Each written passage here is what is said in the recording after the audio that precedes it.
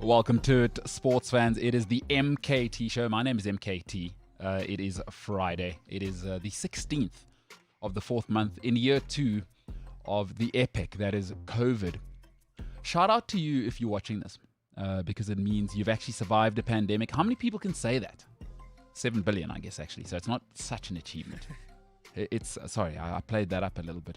Welcome to the MKT Show, which is actually a sports show. A lot of people are starting to wonder, what the hell is this show about? Because yesterday we spoke about the possibility of having to live in a world where you have to answer, what is a better thing to be, a racist or a cannibal? And that's the sort of stuff you're going to get. I mean, we're going to talk a little bit of football, but you're going to be asked these deeply existential questions. And James didn't have an answer yesterday. We'll see if he has one today. He is in the studio.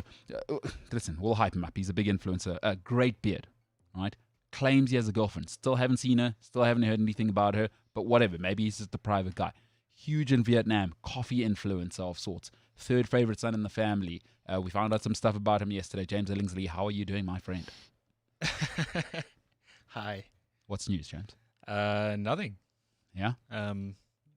Nothing in the life of the coffee influencer. That's good. All right. What are your plans this weekend, James? Because people usually do this at the end of a show, but I like to do things a little differently. You must always do your housekeeping up front in Yeah, the show. that's That's when people are in. By the end, people tune out. So, James, what do you Algorithms. Analytics. Sorry, I thought we were saying big words. Botulism. Photosynthesis. This is a show, huh? This is a sports show. Is it worth telling us what you're doing this weekend? Going to the girlfriend's birthday tomorrow. Yeah. And then I'm not sure actually. After that, not too sure. Oh, okay. And by the way, next to him, Portuguese president, and we should record this on the sound. Paulo, what are you saying to me, Mr. Portuguese president of the South? Paulo, you lived in the South your whole life, huh? I've literally never lived in the South. Oh, okay. Racist. Yeah, that was a Racist cannibal. Iberianist. You know, I've never seen myself as a full-on racist, just more Iberianist. Right. Because I just presumed if you're Portuguese, you live in the South, because that's where the Caipirinhas get sold at Lusito Land. Very bad assumption. Yeah. So this is my first time on the show this week. Normally I'm on Tuesdays and Fridays. It's true. What a nightmare this week has been. I walk in, there's this robot. We're in a different studio. Everything's all over the place. James still not wearing pants. It's a nightmare. I like to be comfortable. What can I say? A problem with James is he will spend all of his money on shoes. Speaking of, let's get into this. Oh gosh. Forget about Paulo. Forget about what James is doing this weekend. Last week, Paulo pitches up last Friday. A couple of weeks ago, I seem to remember you, Paulo, saying, my wife's banned me from shoes, blah, blah, blah. I've stopped. I can't buy any new ones. I look at Paulo's feet as he walks in here. I'm like, those are unbelievable sneakers, but they look really new. Like, those are definitely new sneakers. Do you remember this, James? Mom, I'm stopping at 30. This is when he had 30 pairs of shoes that he could remember. Guy pops in last week. The cleanest pair of Adidas you have ever seen. Those blue suede things. They are unbelievable. We were doing a photo shoot. We were. So you had to go buy 31st pair. Well, you don't know. I had my beard like shaved nicely. I went nose waxed. Listen, I'm not saying you didn't look unbelievable. What happened to your agreement with the person you've chosen as a life partner? And she is a wonderful person. That was part of the 30. I just hadn't got to them yet. So, was that the first time you'd worn them? No, I don't think so. He bought them brand new, literally the day before they had nothing to do with the photo shoot, but they were clean. But Paulo, what? So how many are you on now? But I do clean them. It's still 30. It's a running tally of 30. It's like I'll always have 30. One just has to go. Okay. So, is it a case of you can only count to 30? Anything over 30, really? So James is over there when you're talking about counting to 30. I'm Paulo. That's James. I'm James. Yeah. That's the one who can only count to 30. That's because of after James. Not sure if you know what Paulo's up to there. That's actually because of maths lit. Yeah, and that's not lit. That's not lit. No, I gotta tell you, listen, me and maths, guys, once, you guys are a little bit younger than me, there used to be this book called Instamaths, right? Oof. I was killing maths when there were numbers. Numbers, subtract, multiply. Yeah. Nailed it. Then they bring this little book, and I go, I killed the big books. Now look at this little book. I'm gonna cream that thing. Yeah. ABC maths, guys. Ooh. Once that ABC came into maths, and I'm talking like Standard 3 was grade 5 now. Yeah. Yo, gone, done. Never caught up. I have a feeling I missed a day. I missed one day that was crucial in all the concepts. That was the thing about maths in school is like, because obviously each grade you're building a foundation for the next grade in maths, right? Sure. Especially for maths. So I think that was the thing. If you turned off for one lesson, You're gone. done. Especially when it came to algebra and Pythagoras' things and all of those things. Yeah, well, see, when they added letters, James, that must have been a Those are- whole new world for you. Oh, I was like, these don't belong here. Yeah. This is Your teacher, you're in the wrong class. Is this a comprehension or calculus? You were are we saying, in James? English or are we in maths? Greatest meme to ever came out this past week. Who's the British bloke, the professor? Anyway, guy came Narrows up it down. with calculus, and they said he died as a Prince Philip. No, Isaac Newton. Listen, they're the same age. If Isaac Newton was alive today, when Prince Philip, huh? You said British guy who died. I don't know. Mr. Prince Philip. Mr. Prince Philip. They'd be the same age. Both are. All right, he didn't come over there. Okay, sports show. It's a shambles. All right, guys, good to have you here. Always. That's how we've started. This is awesome. This is really, really awesome. All right. Should we get into a few things? Today's Friday. We're going to do the Friday 5. Guys, we're going to talk a little bit of rugby up front. Listen, because it's rugby this weekend, that Rainbow Cup stuff, I have my thoughts. If you watched the show earlier this week. We'll start off. We got the Friday 5. But we're going to talk a little bit Arsenal. We talked a little bit last. But, you know, we spoke yesterday about United. And I want to kind of highlight it because I've been reading articles about the notion that Arsenal are still part of the traditional Big Six. This is just a dip. I got some bad news for you, whether you're elite or not. If I'm Harry Kane, what do I do? Right? Do you go? Do you stay? Talk a little bit about that. But we're going to get into the show. It is what we do. You can give me a little bit of music there because it is the Friday 5. And I wanted to talk today because the rugby's back, right? The rugby is back, which is good. It's good for the boys and the bras, you know what I'm saying? Boys in the brush. Come on, boy cheese.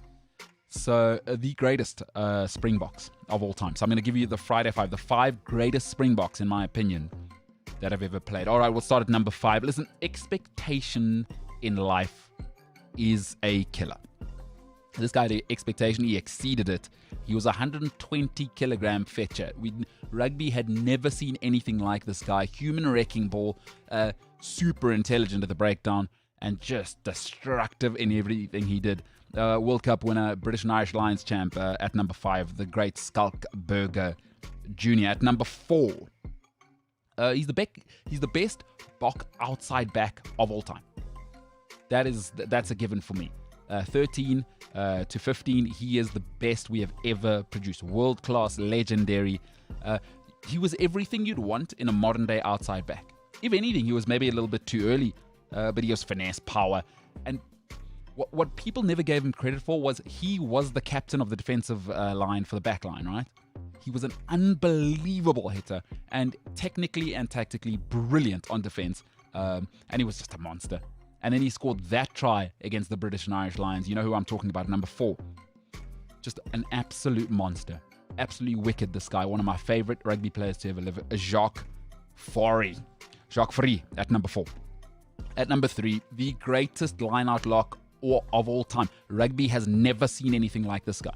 He changed the way we analyze the line-out. On attack and defense, he understood spacing, and he understood, listen, it was always 2-ball flat, 4-ball loop, right? 6-ball, then you want to throw the big loopy one, catch it up top, and expand. You had him, he could jump everywhere, and he understood exactly where he was supposed to be, where his teammates were supposed to be. But more importantly, he knew what the opposition was thinking before they did. He was unbelievable, and the Springboks for 6 years were the greatest defensive line-out team you've ever seen. They would suffocate teams at the set piece and then bully them on our own set piece. Look, dynamic and open play. There's never been anything like this. From Limpopo, by the way. This great man, Victor Matfield at number 3, ladies and gentlemen. What a monster. Part of the greatest lock combo we've ever seen, by the way. Bucky's Boita, remember that name? My goodness. It was Beauty and the Beast. It really, really was. Great combat. Number 2, he's the greatest scrum half to ever play rugby. I believe he's the most complete scrum half rugby has ever seen. Think Marshall and Gregan fused together. The finesse of Gregan, the cleverness, the nastiness of Gregan, with the unbelievable ball-playing ability of Marshall, all in one human body. Add 10 kilograms to either frame, by the way. He was 85 kgs and 6 foot. He was technically the most superb I've ever seen.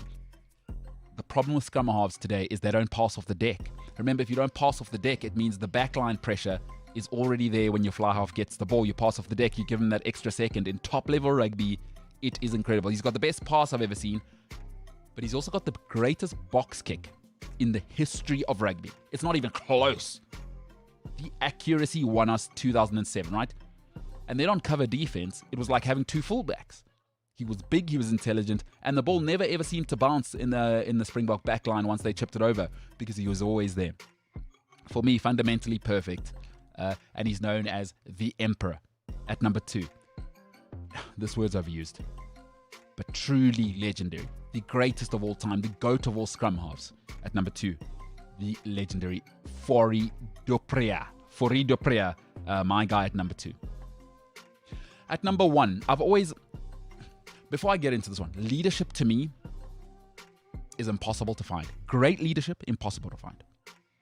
This guy was that epitomized. Everyone talks big leadership. Everyone can get on Instagram. Everyone's got a nice cell phone now. Hey, you need to act like a lion. You need to be a beast. Everyone wants to be a beast until it's time to do what beasts do, right? This guy was everything a leader and a player should be. The fact that he was the greatest player as well makes him, he has no competition in history. This is the greatest Springbok of all time. He had the greatest handoff of all time, by the way. He had serious personal space issues. Do not come into my personal space. My hand's in your face. Get away from me. He's the most complete player, I think, in Springbok history. In his position, he could play 7, 6, 8. It didn't matter. He could do it all. Folks, in 2007, he had the second best line-out stats in the whole tournament. He was not a lock. He was a loose forward.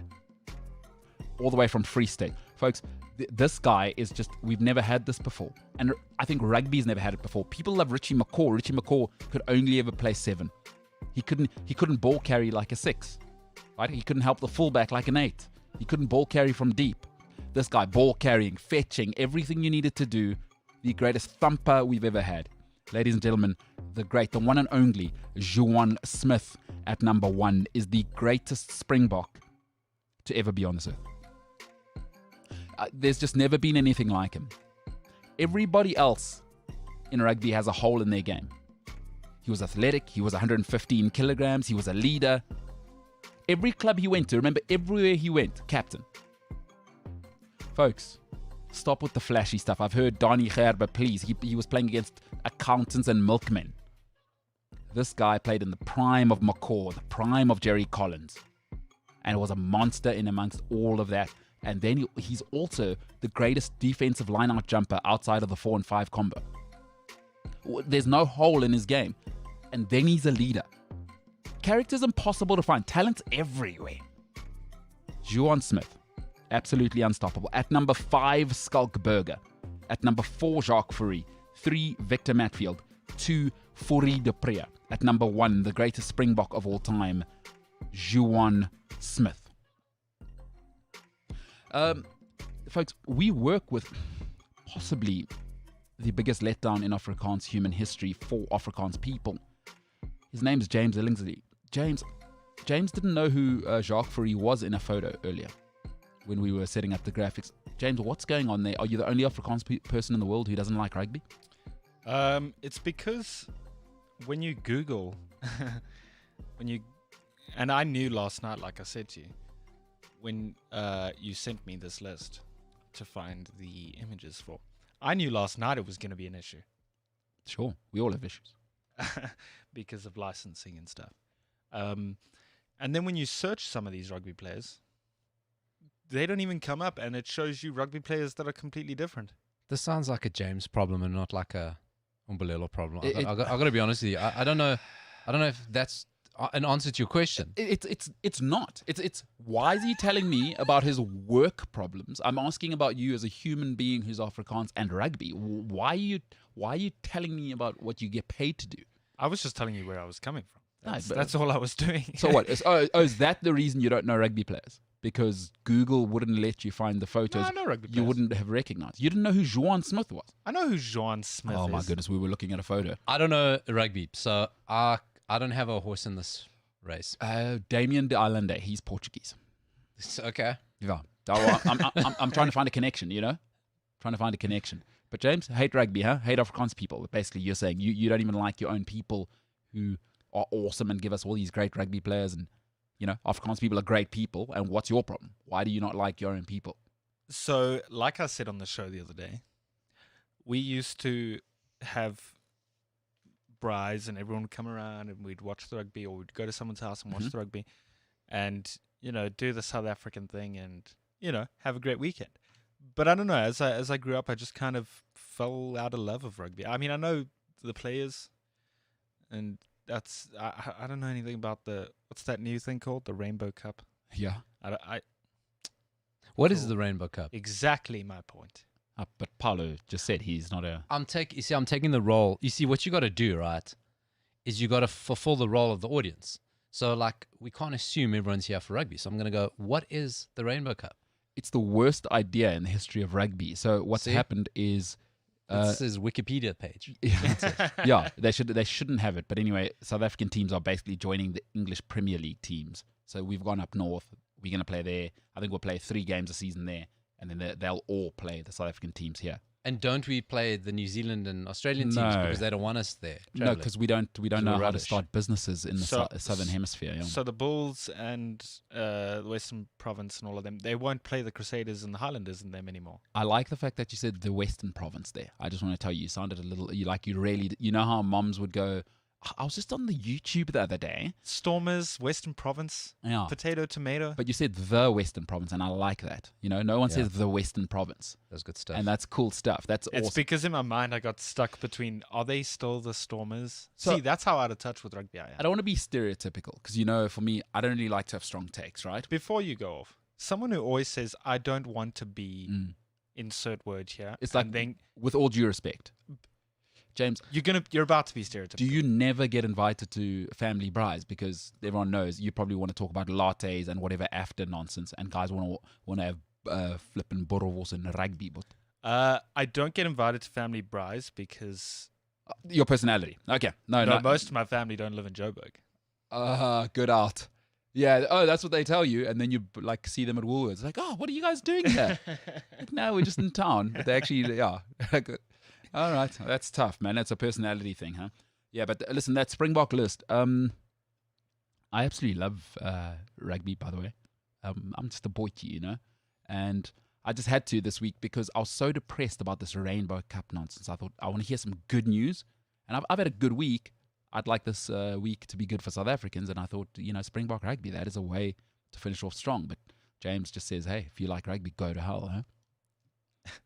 These assumptions that he makes. A little bit. I mean, listen, James, we are the things we do, not the things we say. And your actions tell me you don't care about half your family who love rugby, and you're just like, oh, get the hell out of my face. I know I don't have to defend myself here. Oh, Paulo, what do marketing people say? Or like an angry partner. I'm not going to dignify that with an answer. That's what you sound like. I'm just actually not right now. I'm not going to dignify that with an answer. That's you, James. That's what you sound like. I mean, look, I clearly have no leg to stand on, and everything I say, you're going to have a rebuttal for. How did you survive at your? Because James went to a hoity-toity school. I don't want to say what school he went to. How did you survive? Because the Oaks are about rugby there, but hey, chicks in rugby. How did you survive, mate? I was the weird drama kid, remember? So So nothing's changed really. pretty much, yeah. Because you're still weird. You don't do drama now, but you are. You got a little bit of drama in your life. I am dramatic, if that's what you Yeah. mean. Oh, speaking of Paulo, got to tell you something that happened with James. I don't Comes know in where this he's morning. going with this. Very proud of himself. So, for those who've been listening to Cliff Central, and know that we are, who I am, is that I'm big into coffee, right? So And before you do that, I want to pick up. Are you going to explain how this coffee snobbery came in, or are you just going to leave that as an aside? no, Because there's a huge snobbery. I What wouldn't with say- this coffee? Oh my god. Absolutely. Oh, let's talk about it. Yeah. Is the pressure when you meet this dude for coffee? You go, oh god, where am I going to take this guy? Can't go to That's Muggen gotta- Bean. no, you can't go to do Seattle. Seattle. You can't do that. You can't can't. do Starbucks. No, Although I wouldn't. no, do he does Starbucks.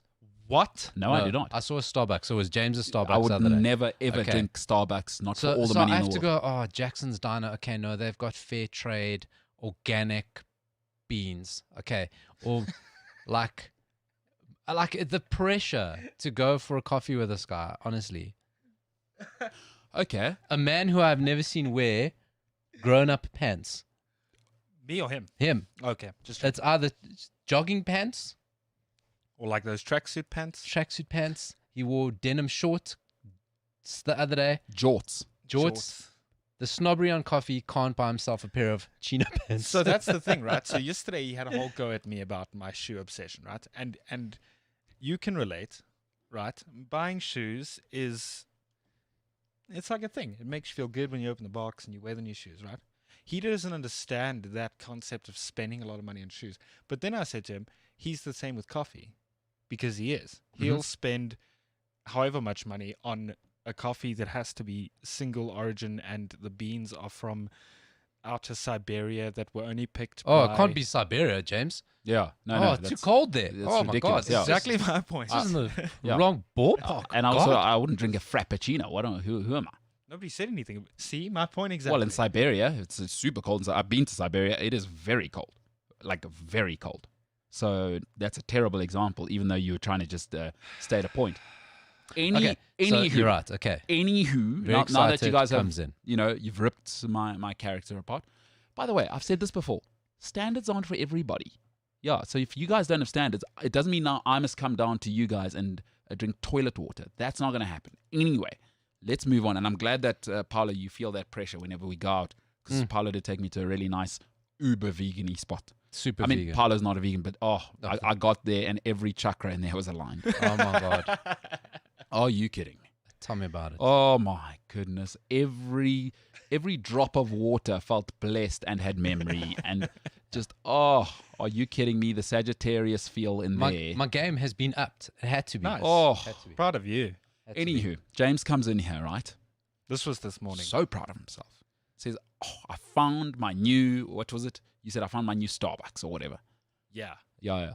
No, but I've never been into Starbucks. I Oh. knew Seattle. Seattle. I mean, it's all toilet water, really. Anyway, found my new Seattle. Says, what did you say? He says, I drove past the coffee shop. I don't want to mention it because I do know the owner now, and he's quite a nice guy. But he said, I drove past this place, and there are all these yuppie moms in there. What did you say? Chad? All of the Saints moms that are in their gym gear and walking their dog after dropping their kid off at Saints or St. David's or something. And I thought I was sanctimonious, but I heard that from this guy. And I thought, my God, here is a man who is in love with his life. What do you think of that, Paolo? Just judging all the moms out there who are raising the nation's kids. No, who are leaving helpers and There you go. multiple staff to raise the nation's Oh, kids. here we go. All right. These are not preparing a nation of immigrants to go. Okay, so let's put that. Athleisure is both the greatest and the worst thing that has happened. Because listen, I know. Okay, yeah. So first, let me finish that first one. Is that they are not raising the nation's kids; they're leaving other people to raise the nation's kids, and not our nation. They're raising kids for Canada, the UK. Malta's huge now. Yeah, I've heard. Malta Because you can pay Malta to actually move to, there. to take you. So that Malta is huge. So yes, well done for them for employing the people who are raising other Nice. nations' Good job. kids. Good job. Good. Right. In their athleisure gear. Guys, you can't go to a Starbucks without seeing leggings. I'm just saying. Jeggings, huh? Jeggings or a mug. And that's just James. Yeah. Leggings and James are jeggings. All right. So, oh wow. Okay. So I've clearly pushed a button here. I'm glad. Let's go down this road. So now, okay. So the yuppie moms, you're not feeling anything for them. I thought maybe you'd go, oh, James is sanctimonious, but you're saying, hey, these moms don't even have a real job, huh? They just I'm not saying that. I'm Oh. not saying that. I'm just saying that they're preparing their children for a life. in that the is- UK. Well, that is different, yes. Oh, Probably. okay. So Probably. you and you don't like get 3 hours of gym in plus the various bleachings with without multiple people living in your home. So I mean, we're here now. We might as well listen. We're here, so let's get into it. I have always wondered, wow, that makeup looks unbelievable considering you've been exercising. You know, like don't you get tattoos? You get tattooed makeup.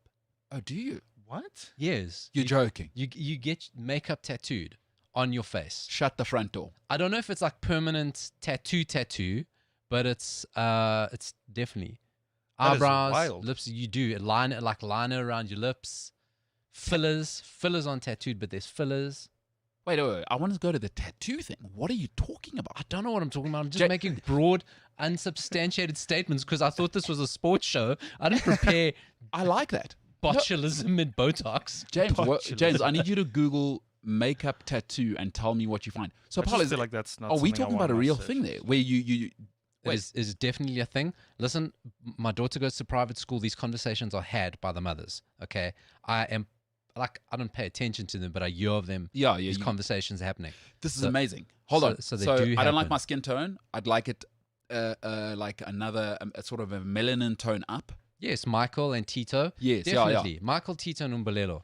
Like Kumbuza's mother. Oh, skin's divine, like that. That's something like that. Wait, what are you talking about? So do they take their skin and notch up in terms of the melanin count? Again, I prepped for a sports show. Okay. So I found some information. All right, James, what Okay. you got? Thank you for this. So it's one of the questions here on Google was, are makeup tattoos permanent? Okay. Okay. So it says, because the cuts aren't as deeply ingrained as a real tattoo, your body ends up metabolizing it, which means it'll start to fade naturally. That means you can either let your permanent makeup fade, or if you want to keep your eyebrows looking amazing long term, you can go back for a touch up every 12 months. So it lasts a year. That's a gift that keeps on giving. This is incredible. James, maybe you were right. Maybe these women are monsters and you should be saying that. I never said they were monsters. I'm so glad you Googled that though, because you are going to get the weirdest ads now. Oh, Lord. Oh my goodness God, you're going to get the gracious. most bizarre ads. My I'm so Instagram glad. is just going to be weird now. Makeup tattoo, huh? Dude, guys, I'm so grateful to have both of you here because there is no ways that would have ever come into my world. Like, Robert Murrah was not talking about that. He's He's telling you not- that right now. I think, you know what Say that for Paolo's free. You know what Paolo's trying to do? He's trying to segue us back to sports. Is what he's doing. no, well, you are not too bad. Too bad. Listen, I am not the kind of person you're going to tell that there's makeup tattoo and you think you're going to move on with it. No way. James, I want to say this right now. I don't do this often. I am sorry because maybe you are right. Maybe these women are absolute monsters if they're getting makeup, tattoos, and going for yuppie lattes. I don't I'm know what. so glad this is Wow. a recording and going to be on YouTube forever. I can listen to him say, James, I'm sorry, you are right. I am sorry. Clip it. I am it. sorry. You know, Forever. listen, every Monday, where I was right, where I was wrong, I may put this in. I'm not even kidding. Makeup tattoos, you say, huh, Paolo? And you know what? I don't think it's just women doing it. Of course not. No. Not. Yesterday, Shimi came in here. We work with somebody fantastic. Oh, how about this for big segueing in a show? We work with somebody. She's a co-host of an unbelievable show called That 80s Show, which you can now catch. 9 o'clock, Cliff Central every Friday. There we go. That plug. Great show. But Dori is Paolo's co-host on that great show and cool show this morning.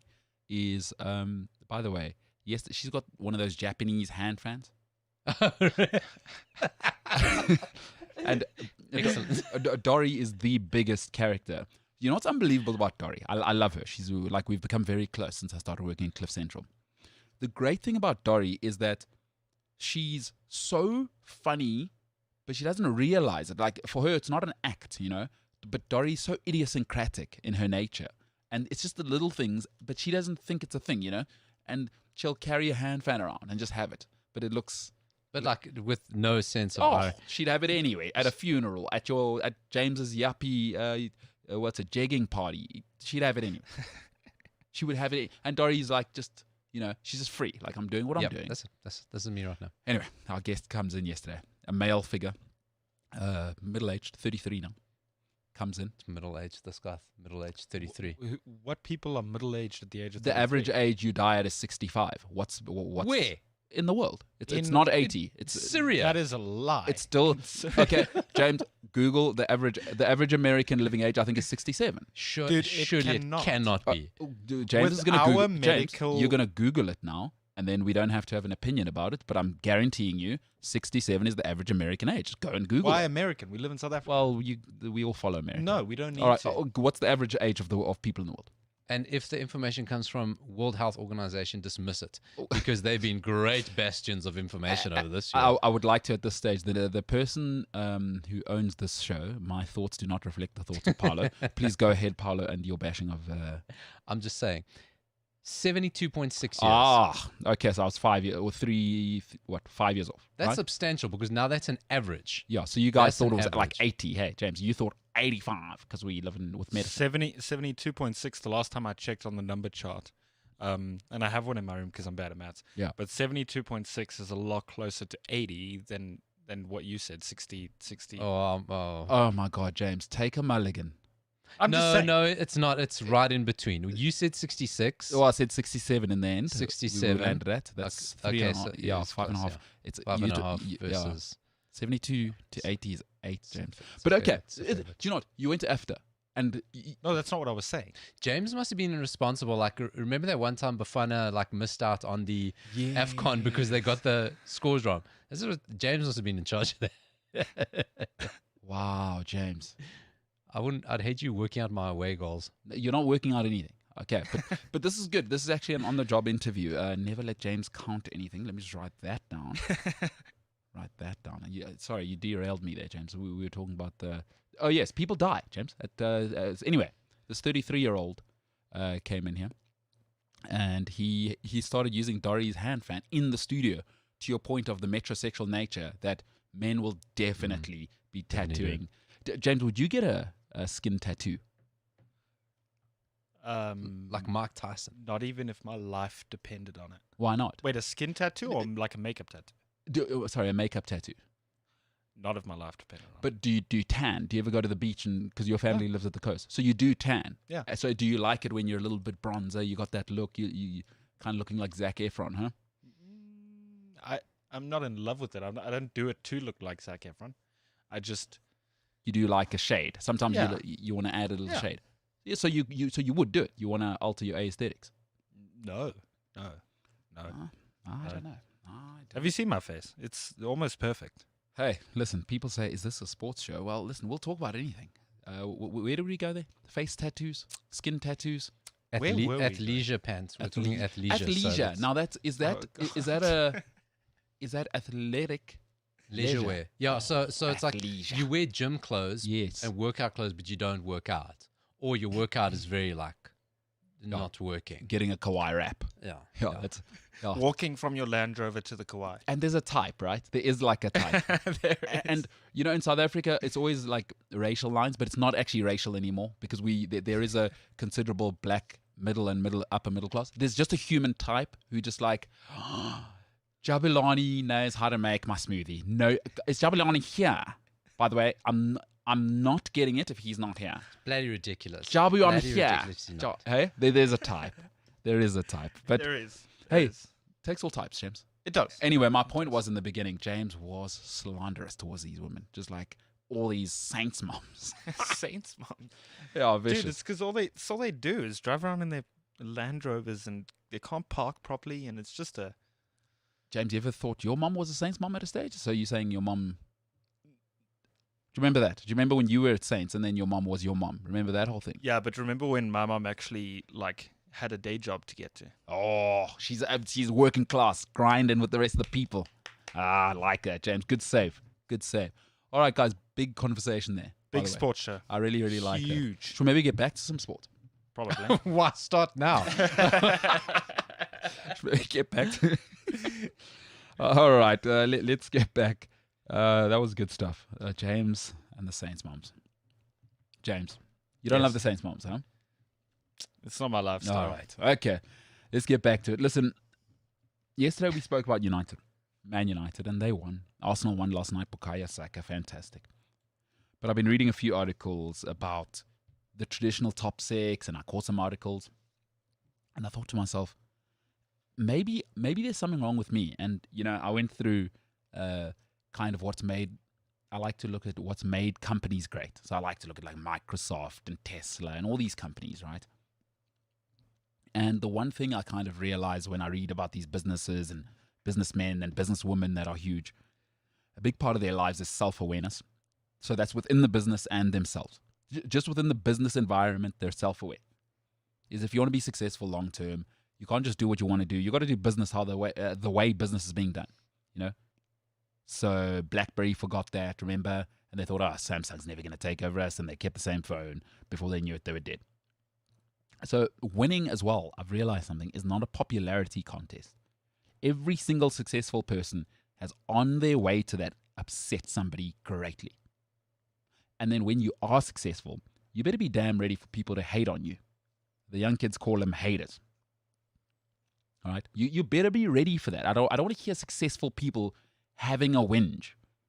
Like, the price for being successful is that most people, I told you yesterday, 10% of the world is who you want to be with. 90% of the world is a waste of your time. Now, people don't like to hear that, but if you're elite, you accept that. And generally what that means is 90% of the world will be against you because they want what you have. Everybody thinks Apple wins, right? Because Apple has these cool phones, these cool laptops. It's nonsense. That's not why Apple wins. It's the ease of use. And, Steve Jobs knew that. I don't care what it looks like. Maybe add a bit of screen space here, but that's all. Is the ease of use. He always spoke about why Apple will win. Is I need this to be easy to use. You speak to designers, you speak to people. They never say, oh my goodness, it's because it looks like an Apple.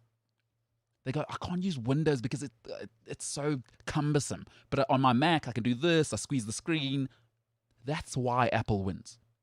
It's not that the iPhone 57X or whatever they're on now looks nicer. It looks cool in the pocket. In the end, and there are those people, but in the end, it's ease of use. And Apple know that. Even Tim Cook now, he's gone corporate, but he's come back to that. Ease of use. You got to know what makes you win. Arsene Wenger and Arsenal forgot what made them successful. You see, the problem with people that are new to success is when they get that success, they forget what the house is built on. Arsene Wenger thought, like Windows, right? Windows thought, let's make our stuff cooler. Your stuff doesn't work. What was cool about Windows was that you were a great operating system. That was what you were great at. And then you forgot that, and that's why we stopped buying your cell phones. That's why nobody wants a Windows cell phone, because it was crashing all the time. 90s, noughties. What did you hear about Windows? It's crashing because they're focusing on making the nicest looking cell phone. Make the best cell phone that works. Apple knows that. Wenger forgot that. He thought I won because, number one, because of me, but then Henry and Pires. That wasn't why that great Arsenal team was built and won. It wasn't a pace, skill, finesse thing. Everybody thinks that. I know it looks like that. The truth is, it was a nasty bunch of buggers that made that team successful. Lee Dixon, Martin Keown, Tony Adams, Steve Bold, Nigel Winterburn, Ashley Cole, Lorraine, Gilberto, Petit, Vieira, Campbell, Toure. That is the house of Wenger that was built on. All that success, the house of Wenger built on that. Not on Henry, not on Pires, not on Overmars. That's chandeliers, that's icing. Folks, you can't have too much icing. It makes you sick. And Wenger forgot that, and I think that's when he went wrong. I watched an interesting interview with Thierry Henry a while ago, and they asked him, when do you think Arsenal changed? And he said when he brought in Cesc Fabregas and he started building the team around Fabregas. By the way, Prime Vieira is still there. Because you know what started to happen? It happens with us all the time. We all have family. They start to get a little bit of money, right? They get a beautiful girlfriend, a beautiful husband, and they start to think they're this, and then they start to act like that.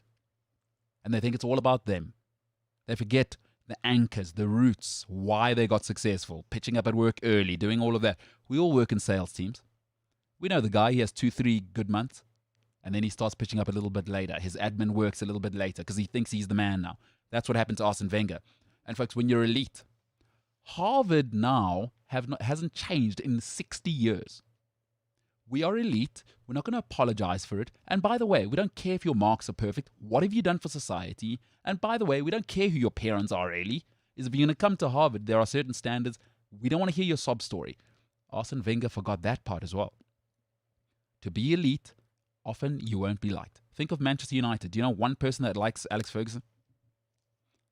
People started to like Arsenal. He should have known then they were going soft. But when he went around Cesc, he forgot what made him great. That's not how you play Premier League football. Power is the base. And power, by the way, and nastiness is a part of the winning. Because what you want to do is you want to have nasty buggers to do all of that, and they want to be in the background. And then you can let Henry off the leash, and then you can let Pires off the leash, and you can let Leonberg off the leash. But you can't have all Fabregas, and you can't have all Gleb, Cazorla, Diaby, Flamini, Sanchez, Eduardo, Ramsey, Rosicky, Danielson, Song. You can't build on that. You can't build on that. That is not a foundation. That's icing. And that's ego. Because what happened with Arsene Wenger is instead of saying the Arsenal way was, he thought, what's the Wenger way? Folks, Arsenal were famous when Wenger arrived. The most famous song, you all know it, 1-0 to the Arsenal. So when Wenger came, he was the beneficiary of that. When those guys disappeared, guess what else went out the window? Tony Adams left. Sol Campbell, no Torre. They left. What happened? That's what it was built on. Fabregas was still there. Van Persie was still there. Nasri was still there. Sanya was still there. Clichy was still there. Adebayor was still there. Couldn't win. No one's nasty. That's why Arsenal must forget about calling themselves elite. There's no winning happening there, and also the foundation has fallen out. Folks, please stop telling me you're a top 6 team. It's been 18 years now. We're going on 18 years now. We'll be going into year 18. Arsenal is not a top 6 club. They forgot what their foundations are. And you know why that Arsenal team worked. North London is working class. People in North London, listen, if you've been to London, North London is not the place to go and walk around by yourself with your cell phone out. The people from there will punch you in the face. And I kind of like it. It's a little bit edgy. But that's why Arsenal won, is they remember Tony Adams, Nigel Winterburn, Lee Dixon, David Seaman. Hard buggers. I'm afraid Arsene Wenger went away from the foundation of the club, and they are no longer elite. I'm sorry. I've said this before, but I am sorry. It is over for Arsenal. I don't want to hear or read anything else. You've moved so far away from your core function. Tough, gritty, Tony Adams, Steve Bold, Martin Keown, punch you in the face. Sol Campbell, punch you in the face. Kolo Toure, are you kidding me? Loran, beast-like. You're Hector Bellerin now. Hector Bellerin. That's your club captain. You want to tell me you're elite? Sorry, there's no self-awareness going on at Arsenal. They've gone so far away from what they actually are. Paulo, I don't understand these people that are still, I don't want to bash on Arsenal, but I was just reading a few articles. And how far have they gone? And it was clear to see. The team was built around Parla, Gilberto, Vieira. You think of the great Arsenal back four, Dixon, Winterburn, Keown, Adams, Bold in the middle. They'd rotate those three, David Seaman. And then you've seen what's happened. He went finesse. There was a stage where he went past all of those guys towards just after the Invincibles. And he started going finesse, Fabregas. They started to all look like that. Like, is that the biggest lack of self-awareness on earth? Or is he trying to be another Barcelona? But don't you have to change? I mean, wasn't that the big thing about Arsenal, is that they were the doyens of old school English first division, and then the next iteration of Arsenal became the perfect example of what a Premier League club is? I think, we all do this in life, right? In our world, everyone always argues you're either all digital or you're all traditional. For me, the solution is always in the hybrid. Look at all the great teams. You can have Henry, you can have Pires, you can have Leonberg, but you have to have Gilberto, you have to have Vieira. You can have Xavi, you can have Iniesta, but you must have Puyol, you must have Busquets, you must have Piqué, you must have. That is never going to be negotiable. The changing, I don't think should. You can get finesse, guys, but you can't have all finesse. If Arsenal had Danielson and Alex Song at holding mid at a stage, I don't think that's not change. That's just not self-aware for me. And it's quite interesting what you're saying about what North London, how working class it is. And you can almost document the shift in Arsenal with the new stadium and how all of a sudden that changed everything about the club, because it hamstrung them financially. or Wenger used it as an excuse to hamstring the club. I agree. And then it also changed the fan because suddenly they felt, I mean, Highbury was always called the library. It's not like Arsenal had the craziest, most passionate fans. Yeah. But now all of a sudden being in this it took out the working class out of it because it's notorious that Highbury or the Emirates, they're the Emirates, right? Yeah, They're the not two Emirates, yeah. Then what's City? City is the Manchester Stadium. Manchester Stadium. But Yeah. they also wear Emirates. Or the Etihad. Etihad. That's it. Yeah. That's what I'm thinking. Yeah, right? yeah. Little Words. same region of the world, different. Yeah, they wouldn't like it. And honestly, I always get confused. And the Emirates is notorious for being expensive, so it priced out what was probably a real Arsenal fan. Yeah. And then, like we've spoken before, and you love them, I'm not so sure about them. And then that Arsenal fan loses their voice and starts like things like AFTV and things like that, and creates poison around the club. And I think fans of most clubs have tried to replicate that sort of Arsenal fan TV thing. Yeah. So you're caught in this thing, and you're right. What is Arsenal anymore? Because they've tried to be a Wenger light. When again, is that Arsenal's actual reputation and what the club or what the ethos is about? Is that what they're about or what they were for a bit, and now they've got to go back to what they were about? I've always felt that the best manager for Arsenal, I think, believe it or not, I think he fits any club better than anyone else, than anyone he's linked to, is Simeone. I agree. I think Simeone at Arsenal, I think they'd crap themselves because they go, oh, that's not the sort of football we play. No, but that's your history. That's your legacy. That's actually who you are. Wenger wasn't who you are. No. Who you were. No. Simeone's type of gritty, ugly part of town, underdog football is probably what Arsenal are. And he's probably the right guy to come in and actually kick everyone in the backside and maybe get Arsenal, because they're trying to replicate Wenger era with Arteta, Guardiola, light, all that nonsense. That's probably not what it is all about. It's for me, I always, when I track these companies, because I really like to look at like Jobs and all these monsters, right? Like Oprah is one of my idols, and I love it. I love Oprah. And they always go back to what made me successful when I was successful. They all talk about that. Is Arsenal, the Danielson and like small players was never it. And it's the illusion, right? Because we all make this mistake in life. We see the shiny things, but it was built on, again, I'll say it, Dixon, Winterburn, Keown, Bold, and then Torre, Campbell, Gilberto, Vieira. That's the house it was built on. But also Henri and Pires and Lundberg, they weren't wimps. I mean, Henri was a giant. Pires would get stuck in. He was as dirty as anybody. Yeah. So it's also, even though they played with finesse, those guys were powerhouses. They'd put up a fight when they had to. You know what I mean? And then you're right. It's that move to Fabregas that all of a sudden became very soft. And then, the Nevilles knew that they could start kicking these guys out of the game because the whole mentality had changed. And again, I think the fans can't connect to it. As much as they love Professor Wenger, they could feel, fans. Fans can feel when they connected to the club. How do they connect to Danielson and these Carzolas? That's limited. The last one I feel like Arsenal fans were really in with, like properly, was Ray Parlour. Because he was them. Yeah. He was them to a T. I mean, Merson unfortunately had his stuff. You're going back 20 years now. But have they not had anyone for 20 years? Ramsey wasn't it. Ramsey is very much like, who's the last one? Who's the last England? Wiltshire never played. Yeah. Parlour's the last one. That's 20 years ago. Where's that? Steele, all right, son. Where's that? And that's North London. So what happened? So Saka and Smith Rowe is now their future. Pretty much. Build the club on those two. And that's not a winning place to build it on, because they finesse. Think of but they are, but they do have something about them, both of them. Do you like Especially that? Smith. I think he'd get nasty if he has to. Do you know what I think of? Look at what's working. Every club looks the same. You have to have that nasty spine. Bayern Munich, look what they've got. Alaba, bastard. Neuer, bastard. They've all got that.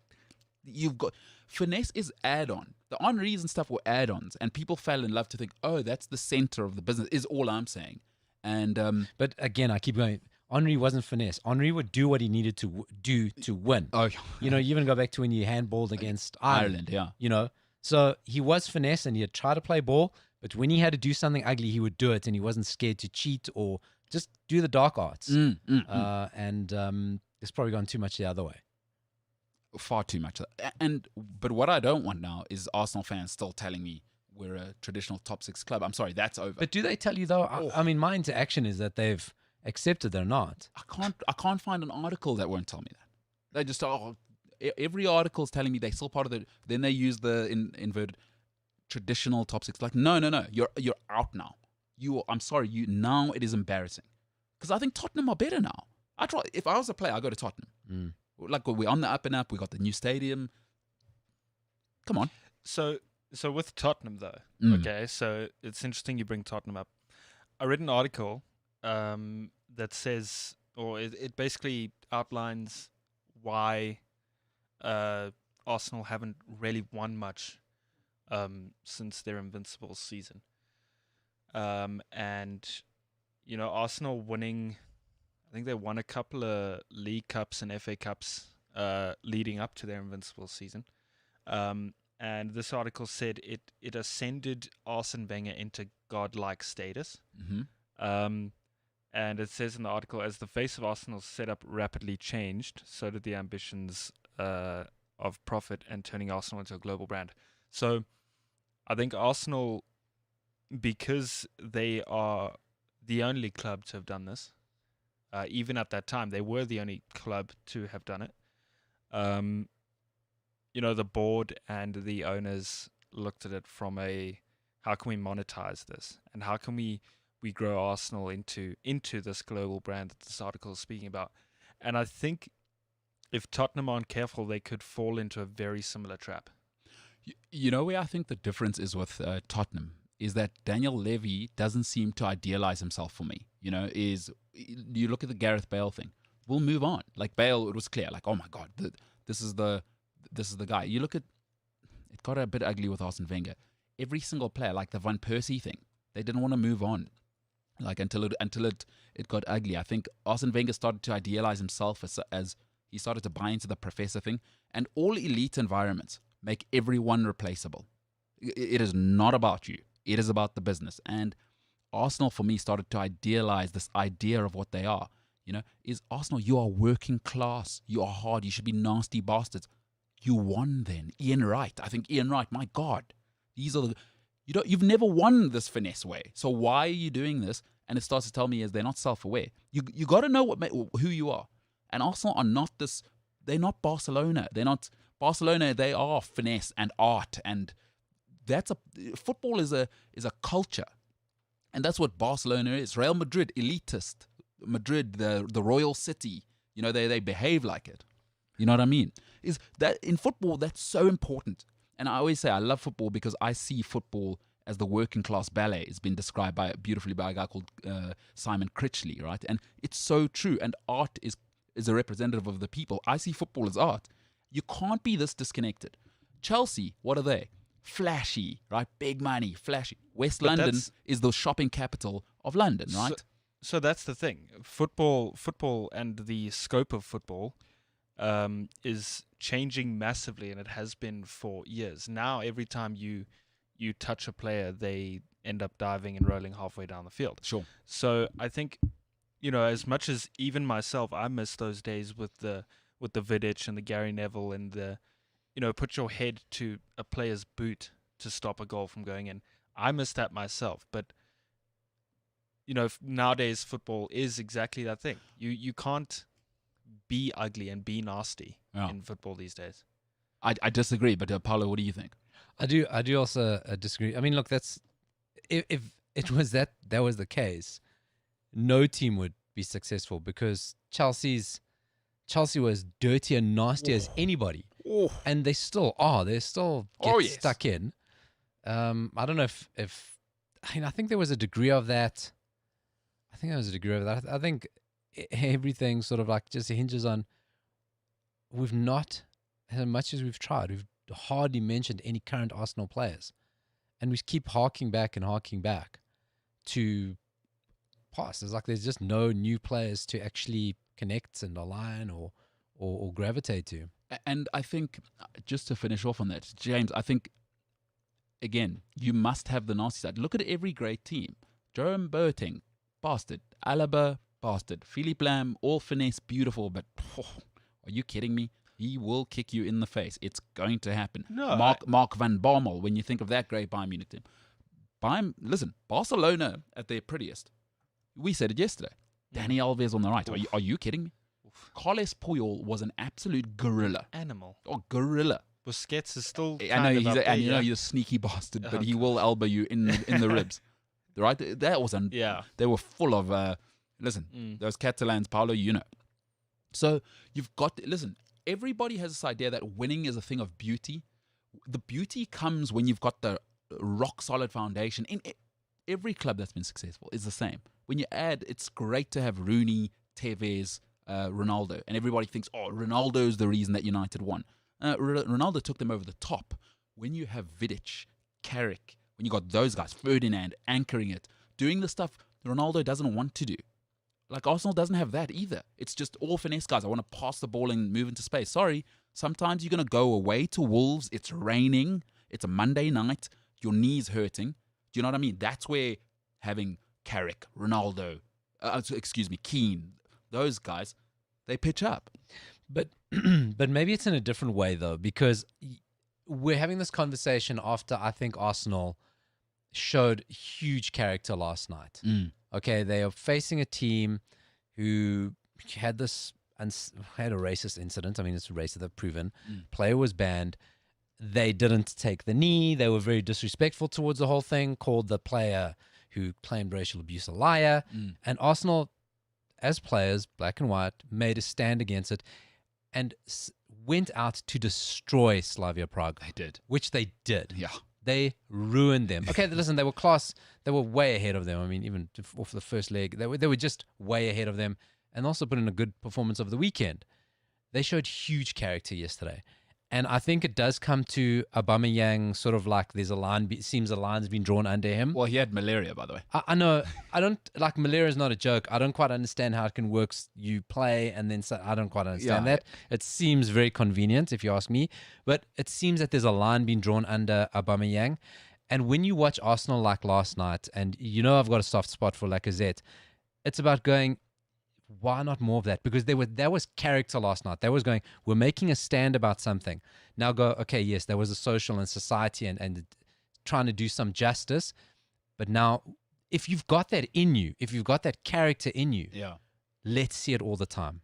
You're raising a great point. And my mother always says to me, you must never confuse character and behavior. Last night was a behavior because it was a reaction to something. If it was in their character, I would have seen over the last 5 years the grittiness. But maybe it's there. Maybe this is the start of it. Because that's such a young team. It is. Don't take away what like a young team that is. So do you think this could be the start of, okay, this is what they're made of. Let's build on this, and he'll find a few more. Because I'm wondering, where's the steal? Like, do you think Partey is the sign of he might understand that at centre back I may need Pablo Murray to be partnered. He may get another animal. Gabriel's a bit of that guy. And that's what it is. And like what James was saying, he's like, I know you don't like Tierney, but he's got character as well, that guy. James's point is that, yes, football, the rules have changed, and maybe steal is in a different way. I got you. It's a different thing. That's a good point, James. I do see bits of it. I see Smith Rowe, I see Saka, I see Lacazette. I don't know why Lacazette is so marginalized. That guy never lets Arsenal down, ever. Pepe, I don't know. Is his games. You know what I'm saying? But he's so Arsenal. He is so Arsenal, but but there's something there. Does he need the right people in the team? I don't know. I just feel that there's something in Arsenal that is going to come. And why I say it is that whatever you think and everything you say about Arsenal as a business, they are set up to handle, I just believe, any sort of financial fallout and to grow. All the stadium, all the building, the business has actually been fantastic for them because they are a very, very, very wealthy football club. Yeah. Outrageously wealthy. Yeah. Okay, they don't make big signings. That's just never been their style. Sure. But they're an outrageously wealthy football club. And I don't know, it just looks like there is something turning there. And, it looks like they're going to back Arteta. They deal with things. It take forever to deal with things, but they rooting out the problems. I just feel, I don't think that what we've seen of Arsenal in the past few years is going to stay. I really see them as joining up. That's an interesting point. I think they're gonna. We compare them to Spurs, and it seems you can't have a successful Arsenal and Spurs at the same time. Yeah. It always has to be one or the other. North London's only so big. Yeah. Yeah. I think that Spurs are on the way down, and Arsenal are primed to take that place because Spurs didn't even reach the top, and now Well, they're already on the Champions way League down. final. That's what I'm saying. But the investment needed to for Spurs, because there's a lot of players coming to the end, or there needs to be investment over the next 3 years. I just think Arsenal in a better place. So you say who you're going to join. It depends what level of your career you're in. And I'm going to go, well, he has a team on the up, bright coach, vibrant, versus going to sulk at Mourinho and get thrown under the bus. I know who I'd rather go to if I'm given the choice between the two. Hey, listen, maybe we'll do that. That's a topic for the future because, again, I'm all Mourinho. If I'm a player and I'm any good, why would I want to go to Arteta? And we can talk about this another time. But it's a good question for everyone to answer. I would rather play for Arteta than Mourinho. I'd rather. Right now. If you're 25 and you're brilliant, 100%. you'd rather go to Arteta. I would rather play with You- under you're more- Arteta. That's a Arteta's very more of a interesting- player's manager. But what if I want to win? What's Mourinho winning? What's he want? So, listen. You know what I mean? What about Arteta? What, an FA Cup? More than Mourinho's won lately. Oh, listen, he was at United. He saved you guys. Car crash. We'll have the Europa League and FA Cup. Thank you. You know what I It think wasn't it even. It is? was Or a was it the League Cup. yeah. It was a League Cup. Yeah. So Arteta's, even if it's FA Cup's an FA Cup, Yeah. it's not a League Cup. I think as a youngster, or most youngsters would take Arteta over Mourinho because of the managing style. That is so interesting. So you think Jose Mourinho, you think Mikel Arteta would have a better reputation in the current state? Do you think the mindset of today's player? Yeah. Because I think if you go back 10 years, let me say, I'll take a Gabriel Milito, right? Or Diego Milito. Yeah, right. Or which one was it? It was one of the Militos who went to Inter Milan. Diego, eh? the Mourinho's son. Yeah. Yeah. See, again, like he was doing it at Genoa, and he thought, But it's also a different generation. that's what I'm saying. Milito hit Mourinho at 30. He was 30 odd. He was grizzled. And he's perfect, hey? Because Mourinho doesn't tolerate the development period. No. He did that at Porto once. I've shown I can do it. But not thank even you. then. Not even that. Even then it was old that guys, Porto huh? side was a lot of, Aged. even Deco was Benfica off-cast, played on the wing, not really, scrappy, ugly player from South America, you know, sort of like distant, didn't belong to a country. Yeah. That like mongrel type of thing that Mourinho loves. Yes, yeah. Manish, Costinha. Manish was also off-cast. George Costa. That's it. That's his play. Benny McCarthy. Yeah. Grizzled. Yeah, so Mourinho likes adults. That's it. So for me, Always has. So it's interesting that you say that. And James, it's really interesting from your already.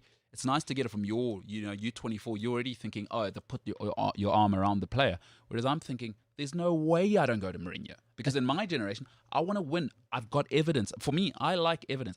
Potential gets you fired in my world. In my tiny mind, I think Arteta, that's nice. Potential. Tell your mother that. But what's the evidence on Mourinho? Look, I like to look at, again, character over the last 10 years. He's a winner. Mourinho has not gone anywhere and not won. But he's got Spurs in a cup final, for God's sake. That's basically like winning the World Cup. Yes, but if you're winning consistently, not if you won the last time you won was Lord knows when. You win a Champions League final, great. You still lost that. You walked away with the silver medal. Interesting. So Mourinho's dead to you guys, huh? Paulo, are you getting your Portuguese passport taken away? In this situation, if you say to me, you're a player, your only choice is Arsenal or Spurs, same salary, okay, who do you go to? And telling me, I go, right, I want commitments. How long is the coach going to be there? Mourinho's there. Unless we get relegated, he's going nowhere. Arteta, no, unless we get relegated, he's going nowhere. You give me 100% equal scenarios. Yeah. I'm going to Arsenal. Sure. Because I want Arteta, even today, okay, Pogba, we have our things about Pogba, but he said that, Mourinho, like, he can't play for Mourinho. He throws players under the bus. Sure. Even saying about Solskjaer is that Solskjaer doesn't pick everybody and not everyone's in the team, but Mourinho pretends you're dead. He pretends you're not there. And then even when you're playing for him, he throws you under the bus. Only off last week, the United game, thank God Solskjaer said that nonsense about not feeding his kids because it gave Mourinho a get-out clause. Sure. Right? You threw away the game. Yeah. Again. Yeah. Again. You made United look like, listen, I mean, that's a different conversation. You threw a game away again. Yeah. Okay? And trust me, if Solskjaer hadn't said that stupid thing, a player would have been thrown under the bus. Somebody would have got it. Yeah. And that's just always what it is. It's never him. It's always somebody else.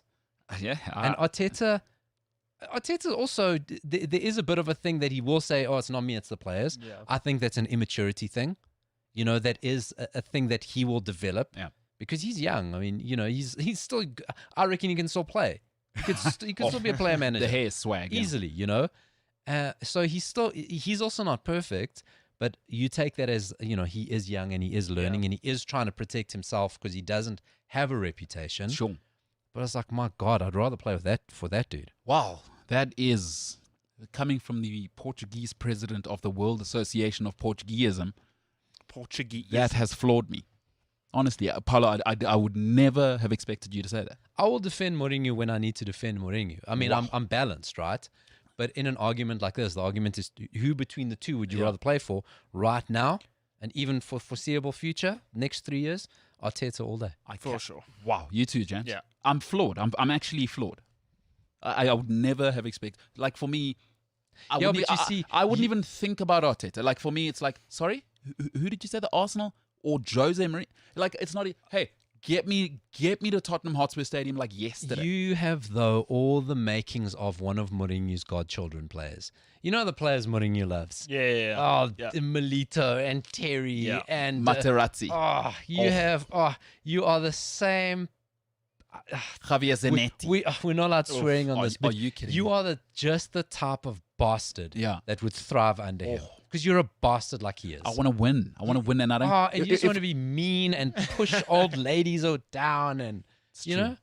It's true. I will push an old lady. If she's in my way, I'll... You see, so that's also the person. He would love you. Oh, my God, Mourinho would love you. For sure. You'd be starting lineup every week.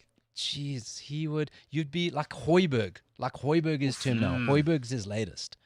Oh, he would love you. So that's the thing. Get to Tottenham, buddy. I would be signed because I'm Portuguese, and then you go, oh, No, that's guy. given. Yeah. Oh, this guy. I'd just be signed because I'm good looking. Because of the beard. You could also be... You'd be out. You'd be dead to him. You're so young. Yeah. But look at you. So look at this. Talking about feelings and an arm around me. Feelings. Yeah.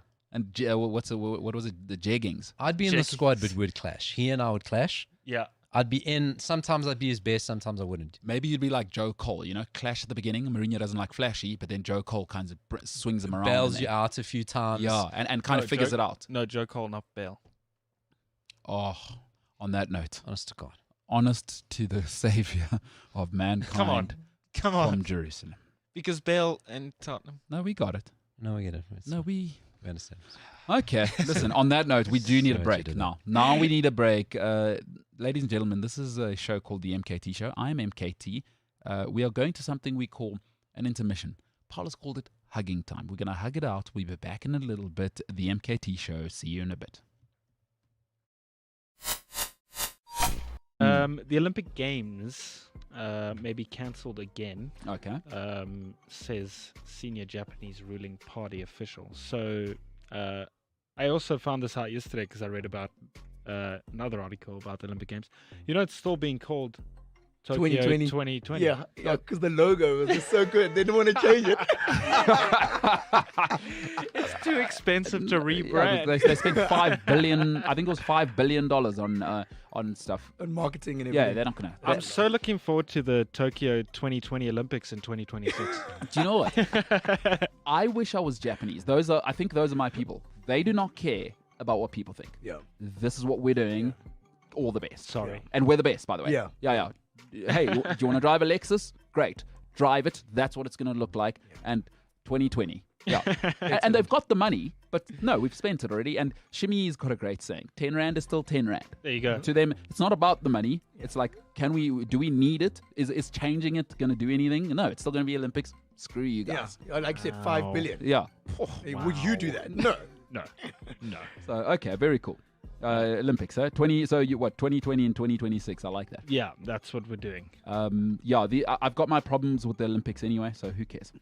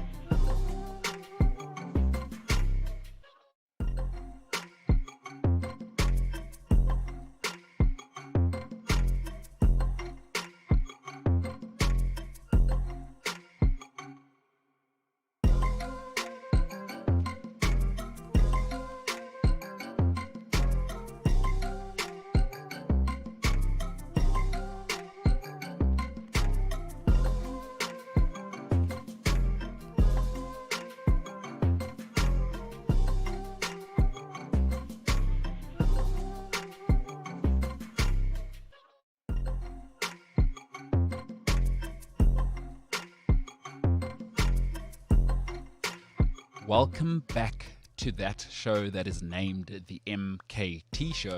It's Friday the 16th of April, and that it's a good time to be alive. You know, what better time to be alive? You don't really have an option. This is the only time you could be alive, James. You know what I'm saying? Well, it depends on what you believe in. Oh, let's get into it. What Like, do you if you believe in reincarnation, there's probably better time periods to be alive. Better I'm not saying there probably is. I just mean there could be. We don't know. So, reincarnation, you into it? No. I'm just saying if you do believe it. I made a point and didn't back it up because I don't even believe it. Sure. So you're not, what you're saying is you're not into reincarnation. No. Okay, let's say you were into it. What do you think? Because apparently this life that you're living now will determine what you come back as, right? Yes. And then there's that whole thing of the scar on your left thumb is how you died in your previous life, or yeah, it's weird. Okay. Theoretic. Okay, right. Sorry. Okay, yeah. Yeah, no, I don't believe in it. My daughter said the same thing to me. Is apparently your birthmark is where. Yes. that's Something like the that. thing. Yeah. Is Yeah. where? So how you died. Yeah, where you have a birthmark, that is the wound that you were inflicted with that caused your death. My goodness. So I've got a birthmark on my back, like my lower back. Was I stabbed in the back? Yeah, maybe you had a business partner in a different lifetime. Did you fall off your Yeah. horse? Yeah, but also reincarnation, you could come back as a ladybug. That's what I'm saying. Is what Is would it you? as simplistic as that? I think we're getting into weird areas. Yeah, I don't know if it's Yeah. that simple. I would want to come back as a brown bear. Just that sort of size and dominance. Like it would just be So it could like, have been like a grizzly. Right, is okay. what I'd want next life. It sucks now being human. I mean, a car could knock you over and you die. A brown bear, nothing can touch you. It sucks being a human, having a show named after me. You know. Well, that's expected. I mean, once you're talented and that's fine. That's how I expect all of that. But a brown bear, could you imagine the sort of carnage you could cause and no one can do a thing about it? None of the animals around you. You're Shit. protected now. You don't have Instagram though. Unless you're in a zoo, and then like you're the main attraction in a zoo, and you're a bear with bear Instagram. But then your life sucks because you're a bear in a zoo. But you have Instagram though. So Talk about those bare necessities. James, I swear I will. That is so. I don't even know what I'll do. The bare necessity. I don't even know what I'll Nailed do. it. We have to move on now. That's a Jungle Book Oh, let- throwback let- for no. everyone watching. We're not. Because The Instagram bare is, necessities. Unbelievable. At bear_necessities. That's your Instagram handle. because Instagram is a necessity to you as a bear. So bare necessity. No, it's not. It's No, not. it's Not a necessity. No. And It's a benefit of being a human. It's just a bear. a benefit.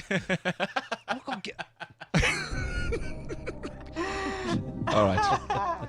This music straightens up the show. This is a sports show that's meant to talk about sport. But we are now getting into something that's captured the world, captured society. Bigger than the Olympics. Far bigger than the Olympics. It is now time for that show, everybody's favorite show, Drogba or Pogba. Drogba or Pogba is a simple game. Wait, I forgot the graphic. I have to put the graphic up real quick so people know what we're talking James Sorry. is the producer, but he's There you go. Stop There you go. making puns then. Drogba or Pogba is a simple game. It's happening again. It's Mourinho's least favorite question. With the simplest answer, always Drogba. You'd always answer Drogba, Mourinho. of course. How the game works is I will tell you about a goal in a competition, opposition, maybe the competition. I did say the competition. Maybe You the did. competition. Is this a competition? Drogba or Pogba 2028. Happening now in 2021. There you go. Like the Olympics. Exactly. Nailed it. You just need to tell me who scored the goal, Drogba or Pogba. 50-50. Love it. You can never be wrong unless you are. Wow. Exactly. That's logical. Profound. Fun times in this game. There is a 2-1 lead. Tell us who that lead belongs to, Paolo. James clawing onto the 2-1 lead. Clawing. Nailed it. I don't like losing. Umbelelo has the away goal though. That's all in his hands. I'll be back. Umbelelo, I'm going to put it over to you first this week. Thank you for that honor. Sorry, I'm so sorry to interrupt you. Can we turn the aircon off? It's freezing. No. I'm so cold. Sorry, James. I'm also a bit cold, and my nipples are going hard, and James keeps looking at them.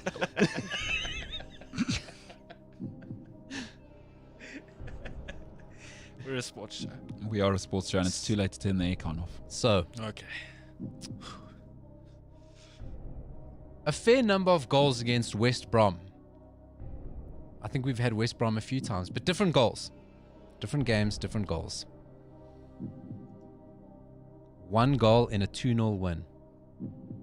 65th minute. Was it scored by Drogba or Pogba? On Boxing Day. I'm going to go Drogba because I don't think Pogba's ever stayed fit enough to ever make it to Boxing Day. Strategy. What do you mean? 1-0 to Umbulelo. Oh, let's go. Don't we have to? Let's go. What about I will that? do what I need to do. Okay, sorry. You're the show game master. Let's go. See how nobody was excited for that? You didn't get a sound. Don't worry about it. It's all He's about going to me. get all the sounds. He's going to get all the sounds. 1-0, no pressure, James. Get this wrong on 2-0, and then I win 3-0. Yes, the key component of the game is that it is sudden death. You miss, your opposition gets the point. The best type of game show is where they tell you the rules in the middle of the game. Because we make it up as we go along. It is true. That's also true. We I'm have- cool as a cucumber. Wait till the bonus round that I've snuck in this week. Yeah, and we've just found that out, by the way. Yeah. James, Yes, that is my name. an international goal. Okay. So it's either Ivory Coast or France. Yes, James. Those are both countries. They are. A thumping 3-0 win against Slovenia. I know what you've done here. Well, do you? I do. I do know what you've done here. Do I not get the tournament or anything? You AFCON. get AFCON. The with opposition? Slovenia. Slovenia, I was tricking you. a 3-0 win. Ljubljana in Slovenia, one of the nicest places I've ever been to in my life, by the way. It's in Africa, James. Slovakia and Slovenia, Different places. ex-Czechoslovakia. Check that out. Could have been the 2010 World Cup when they played this game. Could have been. Because I know both those countries were here. Drogba or Pogba, one of them scored against Slovenia for their country. Was it Drogba? Now, remembering that Drogba qualifies to play for France. Qualified to play for France. Pogba qualified to play for Guinea. Do you know that? No. His brother plays for Guinea. I knew that. Mm. I knew that. So you're telling me this is Pogba? Or are you just telling us to... Have you locked in Didier Drogba Yes. scoring a goal against Slovenia? Yes. At And AFCON. I'm assuming it was at the 2010 World Cup. Or AFCON, because Slovenia played in AFCON. What? Trying to trick you. This is called What's not it's working? called mind games. It's a good thing That I locked it in. that you locked it in. Nailed it. 1-1. And an international friendly. Oh, what? Really? Yes, international friendly. Damn. I would have assumed the 2010. Oh, I lie. Sorry, it was 2006 World Cup. Sorry. Oh, But I still. Okay. But Still still. a World Cup. He scored 2 goals in that game. Nice. Still. The game isn't tournament Bias. things. It's Drogba, Pogba. This is such big hosting. It's huge. We've had no soundboards just yet, but Mbalelo.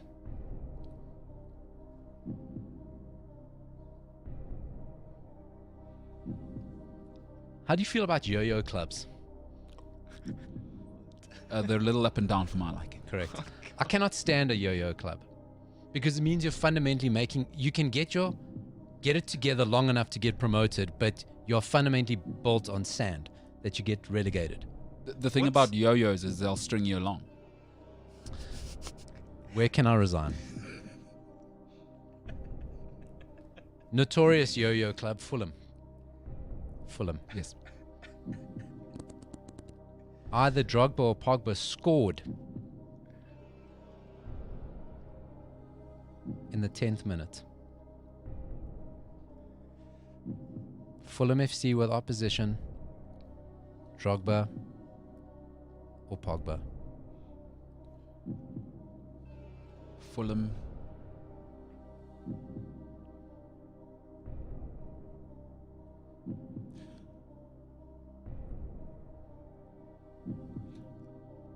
Pogba has so few goals that I'd have to say Pogba purely because he wouldn't score against like great teams.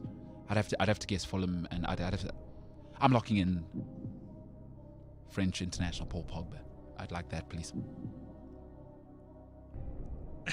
James, how does that make you feel? I actually have a feeling he might be right.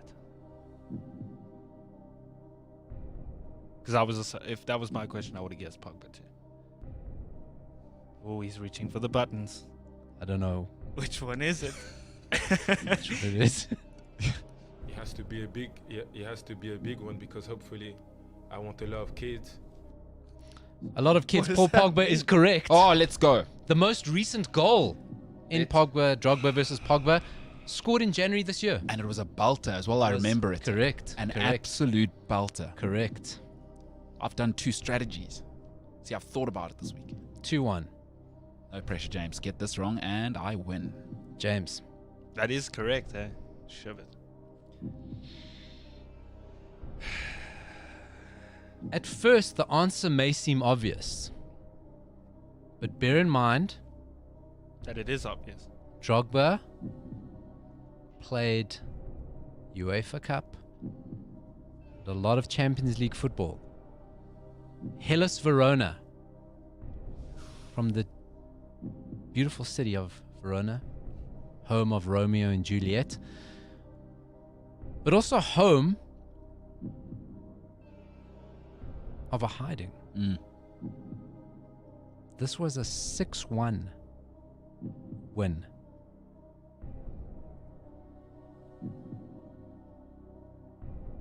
Is that all the information I'm getting? But only one goal was scored by either Drogba or Pogba.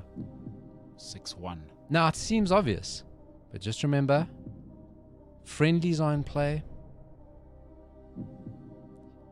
UEFA Cup is in play. The score is 2-1. Your answer here takes us into sudden death. It does. Correct That is correct. for all the marbles. You get it wrong, Mbolelo wins. Leonardo DiCaprio played Romeo. Baz Luhrmann, that was a great Romeo and Juliet. The soundtrack of that, I just want to tell you, have you ever heard that? No. The soundtrack of that Romeo and Juliet, outstanding. Very seldom, this was the period of Leonardo DiCaprio, where he was prettier than his co-stars. No lie. No lie. But we are not talking about I was going to make another point. mid-90s movies. Great hosting. Great hosting. Alex Trebek would be proud. I'm going to go with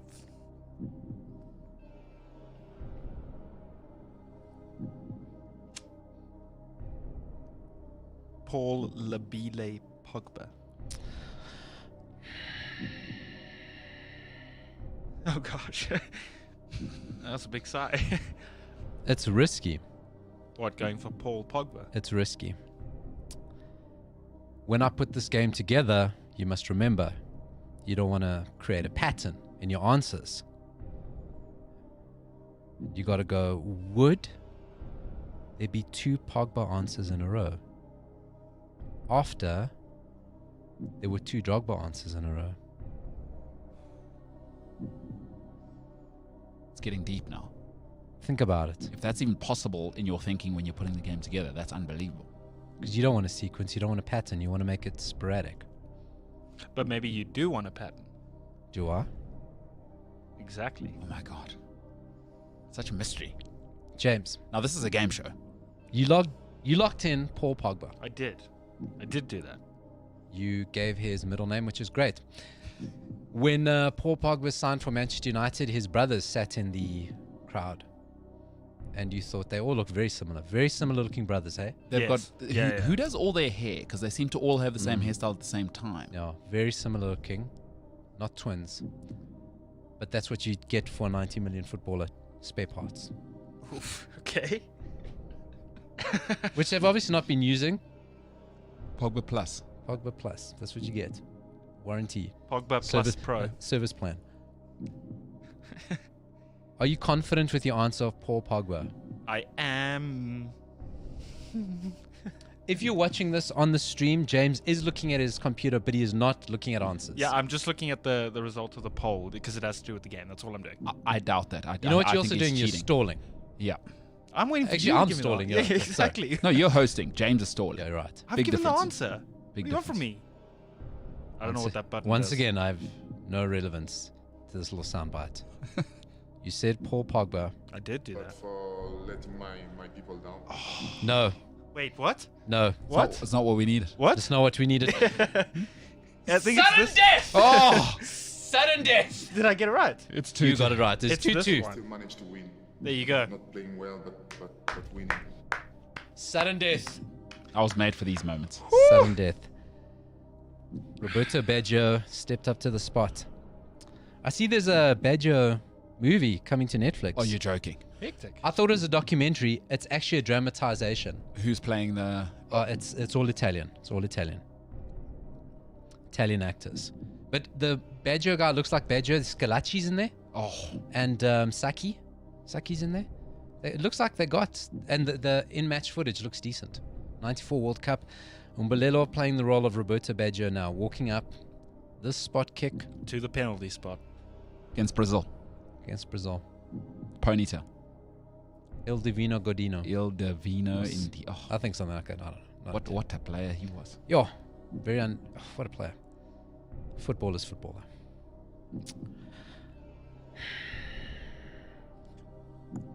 It's for all the marbles. Well, can I just say that the poll, nobody voted for me to win this. I'm just saying. Well, that makes sense. It's all you. So People are smart. if you lose, it's going to be more embarrassing. Once again, it's international football. The opposition, Argentina. Friendlies are included, so don't overthink it. Go with your gut. 1 goal against Argentina. A correct answer wins you the game, levels up the series 2-all. Incorrect.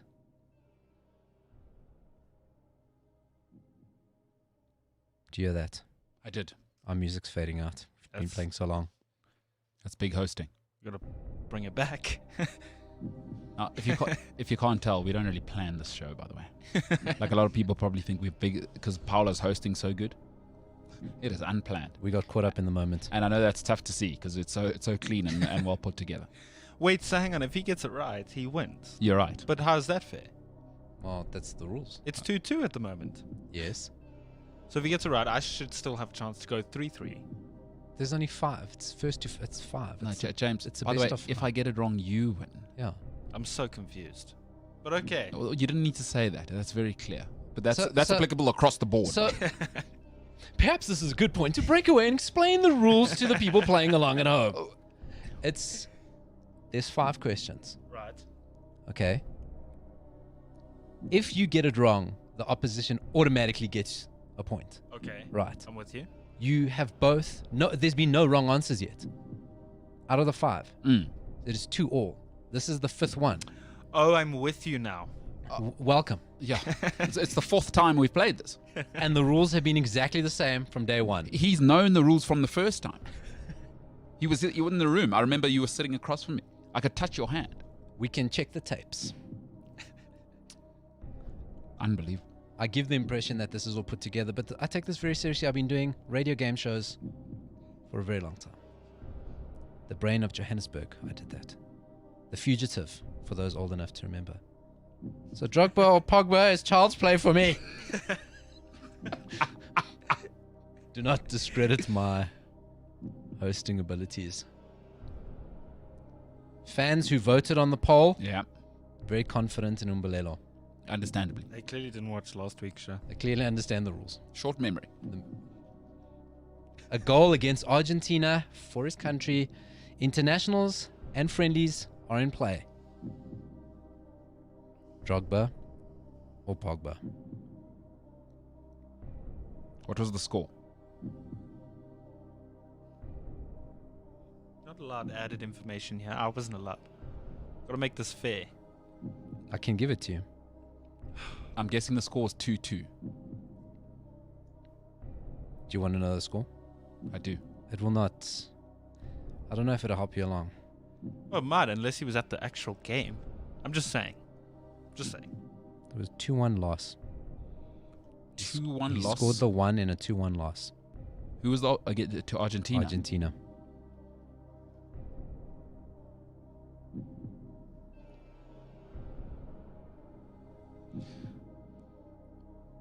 Friendlies count. I'm gonna go.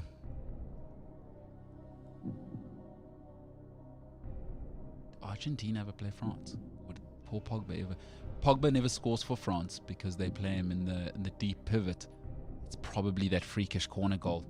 But I got to go Drogba, and I'm trying to think probably 2010 World Cup. Although why would you have told me friendlies? I'm still gonna go Drogba. Paulo, my final answer's in. I'd like to go Didier Drogba.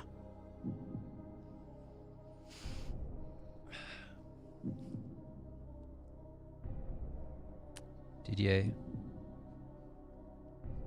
Frankincense Drogba. I assume his middle name is Frankincense. Frankincense Drogba. You said a World Cup game. You were quite correct. It was a World Cup game. He had a good World Cup. He did. Pogba had the best World Cup. He won it. Oh no, wrong World Cup.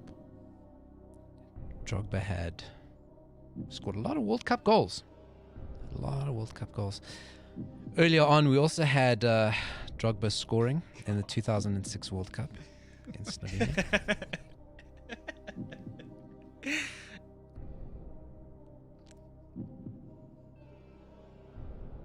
I think it's that one. But we still managed to win. Let's go. Playing well, but winning. Did he get it? Let's go. The series is tied Let's at go. 2-2. Let's go. Didier Drogba Never in scoring doubt. one goal against Argentina. Never in doubt. 2006 World Cup. Never in doubt. To those who voted for MKT, these are the moments you were born for. Your mother, your grandmother, your forefathers died for this moment where you could vote for the correct person, and that was me. And I will dance on James's grave. Why? Because winning is an ugly sport. Are you struggling there? Paul, I'm really, really happy. That was a great playing of Drogba versus Pogba. No incorrect answers. That was champions of champions stuff. Hey? I mean, you guys have really... James, you battled this. James, what was wrong this week? Something was in your head. I'm pretty sure I got both my questions right. You did, but I don't know. You seemed rattled. You did. I could tell. You know, it's like sometimes a player can score 2 goals, but Yeah. he didn't have a good game. Like Aguero. Yeah, Sometimes he'll score like 2 goals, but he was terrible. But he scored 2. I agree. James, you were rattled. You I could felt tell. you were rattled today. It's going to happen, though. I get in You your forgot face. the offside rule. You were taking bad throw-ins. It's true. You know, sometimes when a player does that, I do. or he tries to take a throw and he drops the ball. That's what's happening to you today. And you know, You scored 2, but yeah. Sometimes he's wearing the wrong boots. You know, I've always wondered. Got the Oh, wrong could boots. have Why been- is he slipping? yeah, What are we doing for the he was wearing someone 2 else's hours boots. before the game? Nike didn't bring his boots. He had to wear Pumas. He's not used to it. I got inside his head. Something was off, James, today. Once I said Slovenia played in AFCON, it was never the same from there. Listen, it was a good game, It was guys. a great game. Great game. Great game. Some of us played better because I won. Dragged out game. Good lord, that was a long one. Shit. We actually ended the music. That's We- on a loop. Listen, we took half an hour to get into sports content, so Lord. Listen, this is going to happen, right? Is if you got a great show host, he's a showman, right? Yeah, that's his job.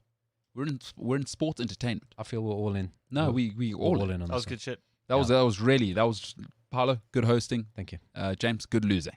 No, James, well done. This phenomenal game. You guys have You're into it. You're in the rhythm. You're in the flow. Yeah. It's bobsleigh time. By the way, that reference. There's no way, James. There's no way you know that reference. Cool Runnings. Wow. Okay, I'm floored again. It's a Disney movie. Oh, was it? Yeah. Okay, so when he was, yeah. Yeah. All right, no, very good. That was the greatest game show ever. Drogba versus Drogba or Pogba. It was. We're gonna move on now.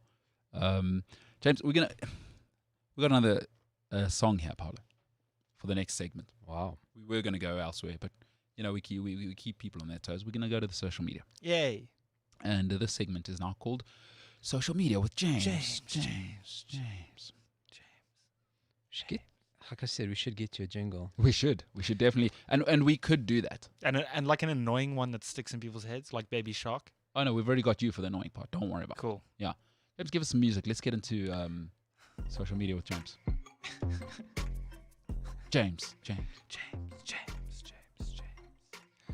Cool. So, today on social media with James. Paolo brought it up earlier. The whole incident with Lacazette. Mm-hmm. Lacazette was kind of like the center of attention for that whole thing last night with taking a knee in front of the Slavia Prague players. I thought that was very interesting. And I was actually going to say, I think it shows a lot of character from the Arsenal team, but it's like you stole those words out of my mouth earlier. Okay, fine, whatever. With Lacazette, it's a whole sensitive situation. I think UEFA have mismanaged that terribly. You think so? You knew it was going to be a clash point, right? Manage it early. Sorry, guys. If we're doing anybody's taking the knee, you can do it in the tunnel. You can do it in the change room. For this game, nobody may take a knee. That was a lack of leadership. And It was UEFA you're talking about, though. yeah, no, sure. It's notorious for that. Well said. But hey, Lacazette, you did what you did. Terribly handled by UEFA. Handle that properly. That you knew. It's almost like UEFA was shocked that it was a sort of contentious point. Like, oh yeah, by the way, that's going to happen. Oh, By the way, so, yeah. there you go. This morning, breaking news. Oh, yeah? Anthony Joshua and Tyson Fury have approved the site offer for their undisputed world heavyweight title fight this summer. I'm not 100% sure what a site offer approval means. Okay, so that's probably going to be Saudi Arabia. Somebody who's working on that fight is a very good friend of mine in London. He hasn't said anything. I did ask him because I saw that this morning. So what they need there is, because they can't fill Wembley at the moment, that fight is probably, the purse is probably going to be somewhere between 95 and 105 million pounds each fighter, probably before the gates, before pay-per-view. Will collect around 50 million pounds each. That's going to be the biggest fight in the history of mankind in terms of the gross, what it'll collect. Probably Saudi Arabia. UK can't afford it right now. America doesn't have the facilities. Someone's got to pay $100 million. So the Saudi Arabians paid for Joshua against Andy Ruiz, and they've done Eddie Hearns, the guy you're looking for there. He is the biggest boxing promoter in the world right now. That is the fight. I'm guessing Saudi Arabia. No one else can afford it. UK can't afford it because they can't fill up Wembley right now. That is going to be the biggest fight in the history of boxing in terms of money. So if it's Eddie Hearn, does that mean it's going to be run or streamed by DAZN? DAZN, yeah. DAZN is DAZN and Sky Sports. Yeah. He works with them. So yeah, that's huge, and that's awesome because that's good news. If they've signed that, it means that's the fight we all want. It's the unanimous heavyweight unanimous championship of the world. There you go. So I love it. Okay. That's great news, by the way. I saw a funny thing from Gianluigi Buffon this morning. Oh yeah. He said, must have been in a recent interview, when I retire, I'll go back to high school and finish my senior year. My parents have been breaking my head with this for 25 years. Gianluigi Buffon. Hey, you got to remember, those who don't know, from 16, he was at a club called the Parma. They said they'd never seen anything like him. He could. They knew at 16. He was a starter at 16. Yeah. I think. Anyway, that was a great team. Cannavaro there, but the Paulo Cannavaro version of that first. That Parma team, Hernan Crespo, what a team that was. Thuram. Lilium Thuram. Are you kidding me? Veron. Are you kidding me? Stoichkov. Oh. that team, and then they went bust because Parmalat went bust. That is a great team, and that is a great goalkeeper. 16. Imagine from 16 till 40. He's the Maldini of his time. And goalkeepers usually get good, and I've read a few interesting studies from neuroscientists about this. Goalkeepers really get good at about 32. Usually they hit their prime. He's been what he is now since 16. The reason for that is goalkeeping is a deeply cerebral position, right? Of all the positions, it demands the most ability to switch on and off in terms of concentration. Gianluigi Buffon, I think a throwback of a keeper. He's got jelly legs. He couldn't pass it 2 yards, but my God, as a shot stopper, command of the box, and part of the greatest catenaccio when you'll ever see a 2006 World Cup. What a monster. And you guys were talking about goalkeepers the other day and making the point of, Umbolo, you made the point that I've been saying about De Gea forever, is that a bad defense is the goalkeeper's fault. And Buffon never had a bad defense because he never shut up. He never stopped talking. And he was sort of that old generation of goalkeepers, you stay on your line. You know, he wasn't a sweepy, he wasn't an Allison or anything like that. But he's played with some of the best defenders in the history of Italian football. Good Lord. But he never shut up. But you say that, right? Do you remember when Dida got injured at AC Milan and you saw they like had a shaky period? Is this idea that playing with great players makes your life easier? I've always argued against that in life and in my personal life. Is that when you're around the greatest, they're the most demanding. So you don't think Buffon wasn't on holiday back there? You think Nesta, you make a mistake, you think Nesta's going to be quiet about that, Maldini's going to be quiet. You get the hell out of it. You think Fabio Cannavaro, you make a mistake, you think he's going to be quiet about that. Is the demand must be from both sides, right? As in any good relationship. Yeah. Both sides have to be demanding. He's a legend. He was part of the legendary, that Catenaccio at 2006. Are you kidding me? That was like Fabio Grosso. It was probably the last of Catenaccio, but it was also just the peak of Italian football. I mean, that was their last batch of truly amazing players. And he was certainly one of the big three. Totti, him, and in the end, Fabio Grosso of all people, but actually Fabio Cannavaro, World Player of the Year, the only defender, James, as you know, only too well to ever win the Ballon d'Or. Wrestling again.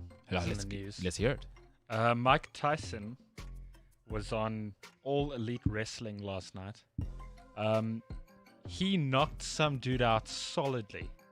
Well, knocked some dude out solidly. Okay. And it was just incredible to watch. If anybody wants to see it, it's on Sky Sports Instagram. Okay, we can actually put that. We'll put that in the podcast on cliffcentral.com. It is incredible. Tyson's looking good though, hey? Yeah, right? He is jacked right now, dude. He's ready. Jacked right now. Good for Mike Tyson, dude. You know, I always love a comeback story. Like, especially, I can connect to his story. My 20s, I've said it before, were a mess. Mike Tyson was a mess from 16 till maybe a couple of years ago. He keeps talking. I don't know if you've seen his podcast, but he talks about how his wife changed his life. His podcast. His what? His podcast. Yes, Mike Tyson. I'm making fun of your lisp podcast. He'll knock you out like he knocked this dude. He'll knock me out. What a pleasure. I'd love to be knocked out by Mike Tyson. I'd rather be knocked out by Mike Tyson than anyone else. I'd just not want to be knocked out. I would give anything to be knocked out by If you're going to be knocked out by anyone, get knocked out by Mike Tyson. Yeah. Possible death, possible brain damage. Do you think that's going to change my mind? It is not. I don't want to be knocked out. Yes. Understand. I get it. So you're not sort of fetishizing the notion of being knocked out. Yeah. What you're saying is if it's going to happen, God forbid, it should be Mike Tyson. Yes. We're going to choose. You know what I'm saying? I'm with you. I and Mike. There you go. What else we got there? I'll actually save this one for last. Okay. I want to go into YouTube comments and then I want to go into this one because it could start a whole nother conversation. Okay, let's hear it. So YouTube this morning started off relatively early before we even got to the football. But that's YouTube's going pretty much all the time though. Yeah. Or you're just talking about our... Some would say you could watch it on demand. Yeah. I'm just going to start with the YouTube. On your own clock, if you will. Laza says, as an Arsenal fan, I've been so keen for today's show question. If Arsenal make it to the UEFA Champions League, do we see them making a quicker recovery and maybe attract the few missing parts or more of the same? What do you guys think? Luckily, we can hold that answer over for like 3 or 4 years. We don't have to answer it this season. Fair point. We've got a couple of years to think about it. No chance. Is there still a place? Europa League winners still Yes. a place. Champions League, but no Maybe chance. they sneak in. You never know. No, I don't mind them even if they win. So let's say No, but if you win the Europa League, you go in the Champions League League, straight yeah. away. Yes, I'm saying no chance of Unless you recovery. qualified for the Champions League. Yeah. Yeah. But Okay. they won't be Well, top but then 4. Ian. So no, There you no go. chance. Still 5 years away from competing for top 4. There's too much work to be done. So we'll answer that question in 2026. That's it. We'll I'm have happy an to answer. answer We'll it have an now, answer though. for you. when they eventually have the Tokyo They got Olympics. no chance. They got no chance. It's too much of a mess. You can't have David Luiz. You can't have Gabriel. I'm still not sure what's going on there. Tierney's out for the rest of the season again. People tell me he's the best defender Arsenal have got. He's out for the rest of the season. Yeah. And I've told you this before. You know I've said this on the show. My problem with him coming from Celtic was that he had another major injury before. Yeah. Here we are again. He's played, 10 games this season, and people are telling me he's Roberto Carlos. No, thanks. I told you. Listen, potential gets you fired. And he's injured. Injured young is injured old. Kieran Tierney is not useful to me. You can't be productive if you're not available. So tell me about the potential you want. They got no chance. Because who's at left back? Cedric again next season. At Arsenal. Well, because Tierney this is what Tierney is now. You're going to get at most 20 games a season out of him. And whenever you get injured, coming back's a nightmare. There's no chance. And who's at right back? Bellerin still. Cedric at right back? Folks, we got Kyle Walker rotating at Man City. Yeah. We got Aspilicueta as your rotation option. You got Reece James as a rotation option. I mean, come on now. Stop. No. Arsenal, you 5 years at least away. At least. There's too much work to be done. So, There you go, Laza. That's your answer. no, forget it. There you go. Sorry, Leza. Zapeta says, what are the chances of an all-English Champions League and all-English Europa League final? That'll be 2 times in 3 years, hey? Paul, I'll let you take that one. All English Europa. Wait, sorry, this actually has to do with my last social media thing. Can we go into that Okay, we can come with back my to that. social media Sure. thing? Yeah. James, you may. Yeah. Oh, thanks, Paula. But also Thanks. terrible hosting of your own segment. I mean, you should have had that ready. It's because my music's gone off. That's the reason. Doesn't my segment have music? Oh, I mean, it's your segment. Fine. Terrible. The thing is, if you're gonna have a segment, it's got to be tight. I mean, I we was running played it. we played Drogba or Pogba just to- now. It was unbelievable. I'll put it down. Old man hurts my ears. Stop. Turn down the goddamn music. No, You no. know, that thing. Get off my lawn. Get him alone. Get off my lawn. All right, what do we got? There's again. I don't know if I said that wrong. Desigan. There's That's again. he's my friend. There you go. He's the most handsome man you'll ever meet. Desagain Mudley. Is that your friend? Oh, There you handsome. Guys, I got to tell you, a haircut you can set the time to. Oh, Nice. really? Oh, must I find a picture of? Yes. Please do. Handsome, suave, Oh, works for the banks. big time douchebag guy. No, Is he shafting? No. Is he buying the oil from small countries? Ladies, Why are you making these ladies assumptions? man. Yeah. As in, he treats the ladies Oh. well. Because Desagain, we want you to have a good. If he listens to the show, we want to advertise him in a positive light. No, like listen, this is the boy you want to bring home That's awesome. to meet everyone. I got you. What a fantastic guy. Good What a guy, ledge. successful. Huge United fan. Huge. Okay, we all huge. have our problems. It's added benefit. So he's not perfect. Added benefit. What a gent. Oh, Gentleman. man. You know what? I'd marry him if I wasn't so Desagain. aggressively heterosexual and he was a Man United fan. And you will address him as Mr. Desigan Yeah, please. from now. Okay, so Mr. Desigan says, I think Kane should leave Spurs. Man United would be the best option to fit his style, and his style suits United. You know what's funny about that is I actually saw a video that was posted by, I think, Sky. Hot Moms XX. Yeah, sorry. that's it. That's what happens when you. I tell you what, stop taking photos of moms at coffee shops then, James, if you don't want that advertising coming up. Sorry, James. We're trying to be legit now. But video posted by Sky. Yeah. A video posted by Sky where someone was saying they think Kane would actually look really good in a United shirt. So it's not the first time I've heard Kane to United. I will have my say on that on Monday. So that's a very, very interesting point. We've got a segment lined up on what I think Harry Kane should do. Paolo, your thoughts? Harry Kane, Manchester United, he turns 28 next year. Or this year, What's your question? Harry Kane in a Man United shirt. Your thoughts? Would he look good in Manchester 120 million pounds. Mr. Desigan says that Man United would be the best option to fit his style. Your thoughts, Paul? So watching a fit Cavani the past few games shows exactly what a number 9 should do. Make those runs off the shoulder, put himself around, just be ugly, get hurt. Kane's reinvented himself as a sort of like de facto playmaker. It's almost like you want Harry Kane to be on the end of what Harry Kane's creating. He's gone Traquista instead of sort of Right. old school. Now, maybe that works with United as Rashford cutting in and Greenwood cutting in, that your 9 drops off. But I heard the best comment and the best description of Cavani in the United team when he first came in. And the guy said, it was on a football podcast called The Football Ramble. The guy said, having Cavani in your team is like finally putting a TV in your lounge that you know where all your furniture needs to face. I got you. Right? Yeah, that's a great way to put it. So with Cavani there, everybody knows where we need to go. I'm with you. And Harry Kane, what he does is phenomenal, but I almost want Harry Kane to be on the end of what Harry Kane does. And like I say, you can flip it and maybe Rashford is. But I don't know. It's just become very apparent the number 9 we need in our system over the past with the fit Cavani. And I don't know if Harry Kane then fits the system. Everyone keeps telling me Greenwood's actually a striker. Because he seems ready to play now, right? Wunderkind. What do you do if you bring Harry Kane and you stop his growth, or do you just keep him out wide? No, you do keep him because he's still young, and you've seen what the Premier League does to 20-year-old strikers. Tammy Abraham, case in point. All the potential in the world. Once he's your number 9, you just don't do it in the Premier League. So Kane, yes, no. It won't happen. It's never going to happen. Listen, if you got the chance to sign Harry Kane, you sign him and figure out how to work with it afterwards. So if the chance is there, but I don't think the chance exists. I think Tottenham would be doing themselves a massive disservice if they let him go to United. I also think Kane's a Shearer type character. He'd rather win a League Cup with Spurs than win everything with United. Yeah. I tune into this show on Monday. Right. We will lead off with that story. It's called a throw forward, ladies and gentlemen. That's it. Desigan, great to hear from you. Oh, man. Well, you can hear from Desigan again because Also, he's got He's another got one. another comment. Have some respect, Mr. Desigan. No, I can call him Desigan. Oh, you guys call him Mr. Mr. Desigan Okay. commented again, so you can hear from him again.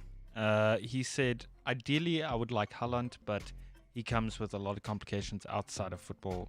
AKA And then Mino Raiola. Raiola in brackets. Because then that's Mino squared, right? You got his 2 biggest hitters in Pogba and don't know if the thing is, a lot of people don't realize how hard it is to manage at that level. Ollie's still learning. Like he's managed before. When you manage at this level, it's a different Yeah. beast. You got to play that. Paulo, you've said sometimes you have to manage up. He's learning he thought he knew what management was. He knew what coaching was. Because when you get to United, you're managing more than you're coaching. And he has an interesting argument about Haaland, right? So he goes around on like being a Haaland globetrotter. Nailed it. So good. And Nailed it. And the sort of information coming out now is that Haaland's father and Raiola want him to play in a number of leagues. They don't want to stick him in one. They see over his career he's gonna do all the leagues. Okay, to test himself. And the thought is not Premier League now, because the intensity of the Premier League, he does pick up muscle injuries. Premier League right now could damage him. So there will be Premier League later, but his move now is not going to be there. That's That's a the shame. sort of current thinking. Makes sense. I want to see prime Haaland in the Premier League. though. One place I think he might actually be awesome might be Atletico Madrid. Oh, of course, yeah. Him and João Felix up front, and then it's just their show. And again, nice step, because the spotlight's too hot at Real Madrid. Like you say, Premier League might break him. I think Atletico Madrid should be considered now that you've just said it, because you can go there and you get to develop. Sometimes you have to learn how to be the guy. But surely that's Dortmund. Yeah. He's doing that at Dortmund. But I just wonder, Atletico Madrid, they're still ambitious. Like, Dortmund is a selling club. At Atletico Madrid, Diego Simeone will shape him into a pro. Like, he will be, you know how it is. Guys, Ronaldo learned to be the guy. At Dortmund, I think it's a bit of a good time. We're not going to win. So you say Ronaldo, right? Going Ronaldo. I would rather have, listen to this, if Cavani does leave, rather United takes Ronaldo Oh, don't say it. as their number 9 for a season, because this whole thing is we're seemingly waiting for Greenwood to be the number 9. Haaland to Juventus. Don't hate that. Another stepping stone. Then you know that he's there. It's a developmental league. It's not going to be hot while his body actually crystallizes. 23, 24. All right, Man City, I'm ready. That's 200 it. million. Oh, I think see if what he you're goes saying. to Juve, it's kind of like No, that's a. the hype around him will die. I don't know. He's the old lady, James. That is a club. And again, the spotlight's not like It's intensely not hot intense, yeah. there. Because if Haaland, the next place he goes, if it's the Premier League, like you say, that's on every week. Yeah. You got, and at 20, And that's you're, hard. You're playing 3 times a week, And it's that's hard. hard. And also, you know, there's Zidane as his manager at Juventus. Oh. It's meant to be. it is there. It is meant to be. All right. There you go. That's a beauty. That's a good call. Haaland, maybe we're going to have to do a segment on where he should go. Juventus have sneaky money. They do. Juventus have sneaky, They do. sneaky, They do. Well, cheap money. yeah, Calciopoli. They got sneaky money, those guys. They do. All right. And Raiola loves them. And I love Nedved, so I hope Nedved gets him. But I do hate Juventus as an Inter Milan fan. But that's where he should go. That's where he should go. That Just makes- the right level of that's it. ambition. There's going to be a demand on him, but the league's not too hard. Great call, Paolo. So All right, we'll finish off on this one. yeah, so Ryan, Alex, and Tristan both have kind of similar questions. So Tristan sent in a tweet also. Mm-hmm. Ryan Alex says, how close was Habana to that top 5? And then part of Tristan's tweet was also, what about Habana and Percy Montgomery? Neither Percy or Brian were close. Brian Habana at no stage was the best wing in the world. For me, I think it's important that you dominate in the era you were in. And I think, to be honest with you, Habana, for all of his scoring achievements, I would rather have Doug Howlett. I'd rather have Joe Rokethoko. And you must stand out amongst your peers. And I know we had the 2017, but Habana was more chandelier than foundation. He never felt like the best wing in the world, and I don't think he ever was. What he was a tremendously... Actually, Brian Habana's real strength was his defense. A lot of people think it was attack. Brian Habana at a stage became a well-rounded defensive winger. In Springbok rugby, so folks, if you haven't played rugby, often your left wing is obviously your finisher, your quickest guy, because most people in the world are right-handed, so most people can pass left, right? That's why you've got to have Banner there. Most of his tries, intercepts, but as a classic winger with ball in hand, if you go and look at a lot of his tries, the one criticism that I do have of Brian Habana was he never finished on the outside, so he was not your classic winger actually with ball in hand, but what he was a well-rounded Springbok wing, and we know in South African rugby we never really value the wing, but for me, probably give me Peter Rousseau over Brian Habana even in history, and I know it's counterintuitive because of what he did in the World Cup and those world records, but for me, Habana nowhere near it. I'd rather have Rokethoko, right? Julian Surveyor for me was better, and these were okay. Maybe Surveyor slightly after him, but he was no Rokethoko, he was no Howlett. I'm afraid I can't put him in if he wasn't the best. The other guys I put in. But wasn't your list top 5 Springboks? No, but I mean, you must also, if you're going to get onto this list, you must have dominated the world as well. Every other guy on the list, a proviso was every other guy on the list at some stage was the undisputed best in their position.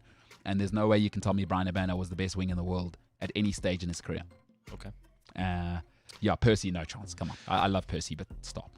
Like he played in Christian Cullen. I mean, you got Andre Jabeur, the guy called literally the Rolls Royce. No, stop. And I love Percy, but more of a functional beneficiary.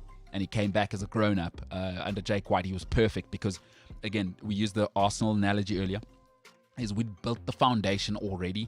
Percy was the icing. He was a grown-up. He came back from Wales. He'd hardened up. And the kicking was what we needed. And, my God, 07, we know what happened there. So, Percy nowhere near. Habana nowhere near. Both legends of the game. But this list, these guys could have gone to the All Blacks and started. Yeah. Habana, not so sure. And Percy, no chance. Like, no chance. So. Alrighty. All right. Okay. Do have a couple of questions, but we're out of time. Yeah, also. we're a professional show. Well, once it's over, like any good relationship or any grown-up, when it's over, James. Move on. Yeah, and they're going to switch off the internet in about 20 minutes. There it is. The internet closes early on a Friday. Well, that's awfully disappointing. That incredible thought is that like a spaza shop at in 10 minutes on a Friday. Sorry, it's closed. The internet's closed. It is closed. James, appreciate you, my brother. Thank Have a good weekend, whatever you're up to. Paulo, You too. keep it. Paulo, I hate to hop on about this, but keep it Portuguese, dude. Keep it Portuguese. No, I refuse. Okay. That's fine too. Paulo. I'm taking my gold chain. I'm throwing it out of the sunroof of my M3 while I drive to my takeaway.